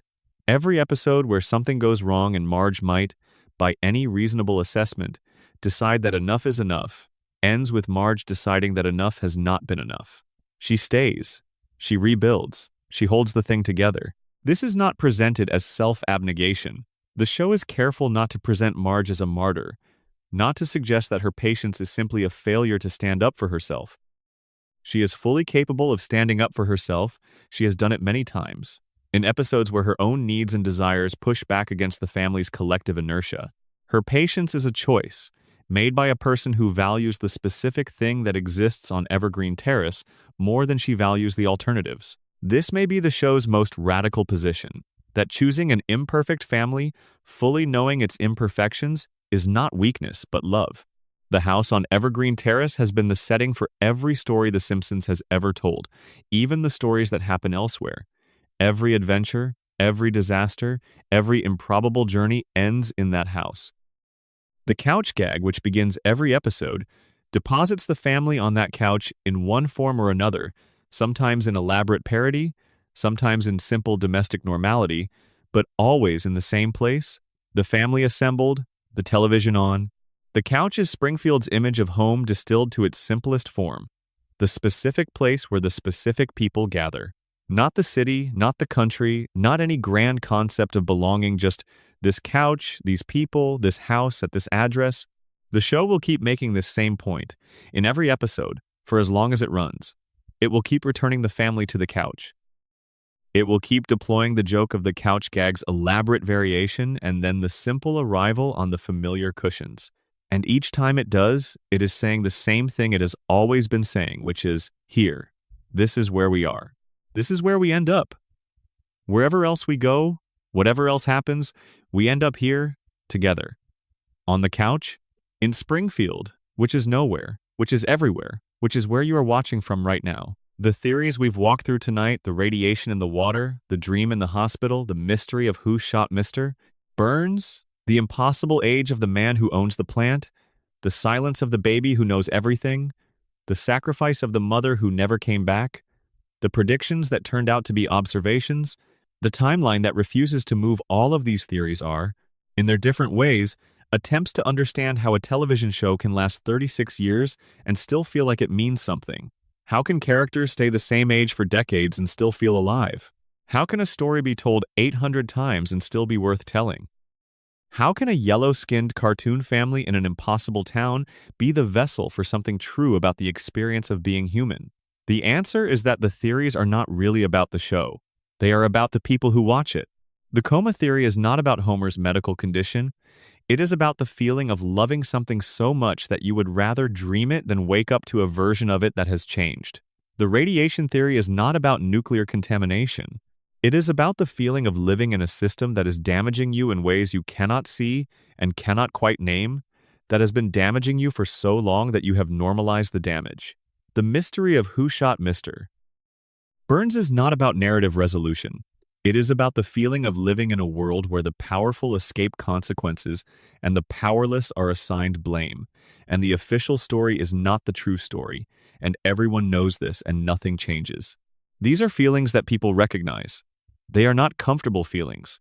They are the feelings that make people build elaborate theories at midnight on the internet, trying to find a structure that contains them, a story that makes them make sense. The Simpsons for 36 years has been the container. It has been the story. Not because it set out to be, but because it made itself available with enough episodes, enough characters, enough accumulated detail to absorb whatever people needed to put into it. And what people have put into it, season after season, is their understanding of what it means to live in a world that is not quite what it promised to be, with people who are not quite what you need them to be, in a body that is not quite what you hoped, toward a future that keeps shifting its shape. The Simpsons is not about Springfield. It has never been about Springfield. Springfield is just the name of the town where Homer fell asleep on the couch, and the family gathered and the credits rolled and you were there, watching, and for a little while the world outside the window was quiet and the screen was warm and everything was, in a familiar yellow way, going to be all right. Close your eyes now. Let Springfield go dark for the night, the plant still humming, the cooling tower still standing, Ned Flanders still praying, Barney still at Moe's, Maggie still watching from her crib with those enormous patient eyes, and Homer on the couch with Marge tucked under his arm, not understanding how lucky he is, which is the thing about Homer that is most recognizably, most forgivably human. He doesn't know how lucky he is, but he keeps coming back to her. He always comes back. Every episode, every reset, every impossible survival, and every forgotten catastrophe, every dream. And every dream within a dream, he comes back to Marge, and the kids, and the house on Evergreen Terrace, and the life that was assembled somewhat accidentally from the materials at hand, and has turned out, against all reasonable odds, to be a good life. Not a perfect life. Not a life without cost or without damage or without the permanent hum of the nuclear plant that poisons everything, but a life that is loved by the person living it, in the specific and unqualified and bewildered way that Homer Simpson loves his life, which is the best way there is. Sleep well. Springfield will be here when you wake up. It always is. That is, after all, the whole point. Thank you for spending the night in Springfield. Whatever time it is where you are, whatever brought you here tonight, I hope you found something that let you rest. See you in the next one. The show's longevity is itself one of its most remarkable qualities, and it is worth spending a moment on what that longevity represents. 36 years is a very long time for any story to be told. Most stories that last 36 years in any medium do so as myth or scripture or classic literature, forms that survive not through continued production, but through continued reading, continued performance, continued transmission from one generation to the next. The Simpsons has lasted 36 years as an ongoing production, a thing that is still being made, still being written, still having new episodes added to its archive. This is without precedent in the history of American television. What sustains it? The commercial answer advertising revenue, merchandise licensing, streaming deals is real and significant but not complete. Many shows have been commercially successful and still ended when the creative energy behind them depleted. The Simpsons has not depleted in any final way. It has cycled. It has gone through periods of genuine creative vitality and periods of something less. But it has always found, within its constraints, enough material to continue.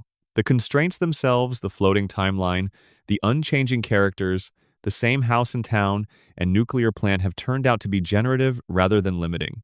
Having less to change means having more room to explore what is already there. The philosophical dimension of this longevity is one the show has acknowledged, obliquely, in the self-aware episodes that occasionally turn the camera on its own nature. The show knows what it is. It knows it has been going for a very long time. It knows that some of what it was has changed. And it continues anyway, not with the innocent confidence of something that doesn't know better, but with the particular kind of knowing persistence that comes from having decided that the thing is worth continuing, even knowing everything it has cost and everything it has changed into. The Simpsons continues the way a long marriage continues, not because it is easy or because everything is as it once was, but because the alternative ending requires more certainty than is available, and because there are still, even now, things that have not yet been said. Homer Simpson, lying somewhere in Springfield in the late evening, watching something on television that he only half follows, Marge already asleep beside him or reading in the next room, The kids settled or the house quiet with the particular quality of quiet that falls over a house full of sleeping children. Homer is doing what he has always done. He is being present, imperfectly, in the specific life he has. He is not improving himself. He is not pursuing anything. He is simply there, in the house, in the town, in the evening, alive in the particular way that a man who has chosen his life can be alive in it. Content. Not dramatically, not philosophically, not in ways that would satisfy anyone who came looking for something to admire. Just content. With Marge, in Springfield, where everything is the same as it always was and will be the same tomorrow. The show began with a family sitting down on a couch, and however it ends, whenever it ends, if it ends, it will end there too. The couch is the beginning and the conclusion. The family together on the couch, the television on, the evening settling around them, the town outside continuing its various improbable existences, the plant humming in the distance, the river running its particular colors, the cooling towers rising against the sky. This is Springfield at the end of the day. This is the image that 36 years of stories have been building toward, again and again, every episode, the same conclusion. They are home. They are together. For now, that is enough. It has always been enough. Good night. And whatever time it is where you are, wherever you are watching this, from whatever corner of Springfield or the world or somewhere halfway between, I hope the night is soft and the thoughts are slow and the world can wait until morning. The couch is comfortable. The family is here. Springfield will be here when you open your eyes. The show's relationship with its own archive, the accumulated weight of 800 episodes, the callbacks and contradictions, and the carefully maintained characters who are simultaneously fixed and evolving, is one of the things that makes it unusual as a cultural object. Most television shows do not become their own archives in the way The Simpsons has. Most shows are primarily experienced in sequence or in selected episodes, without the sense that the whole body of work is present and available and internally cross-referencing. The Simpsons, for its devoted fans, is experienced as a totality. Individual episodes exist in relationship to the whole in ways that create meaning that no single episode could create alone. This is how the show accumulates its philosophical weight. Any single episode of The Simpsons is a comedy episode with a primary function of entertainment, but across hundreds of episodes, in the relationships between them and the patterns they develop, something more serious becomes visible. The show about Homer's stupidity and Marge's patience and Bart's rebellion and Lisa's brilliance accumulates, across its full length, into a meditation on what a life is, and what a family is, and what a community is, and what it costs to maintain any of these things, in the face of entropy and disappointment and the ordinary cruelties of existence. This meditation is not announced. It is not the stated project of the show. It is the unintended consequence of telling stories about the same people in the same place for 36 years.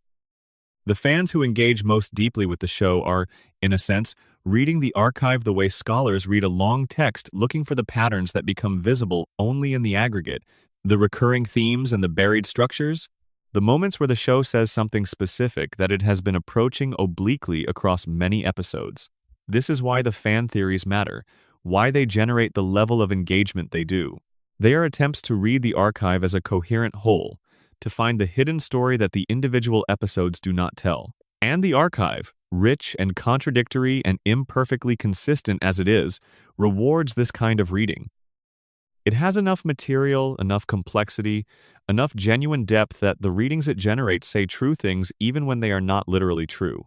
Homer Simpson is, finally, one of the great literary characters of the 20th century, though he arrived in a form weekly animated television that the institutions of literary culture have been slow to fully acknowledge.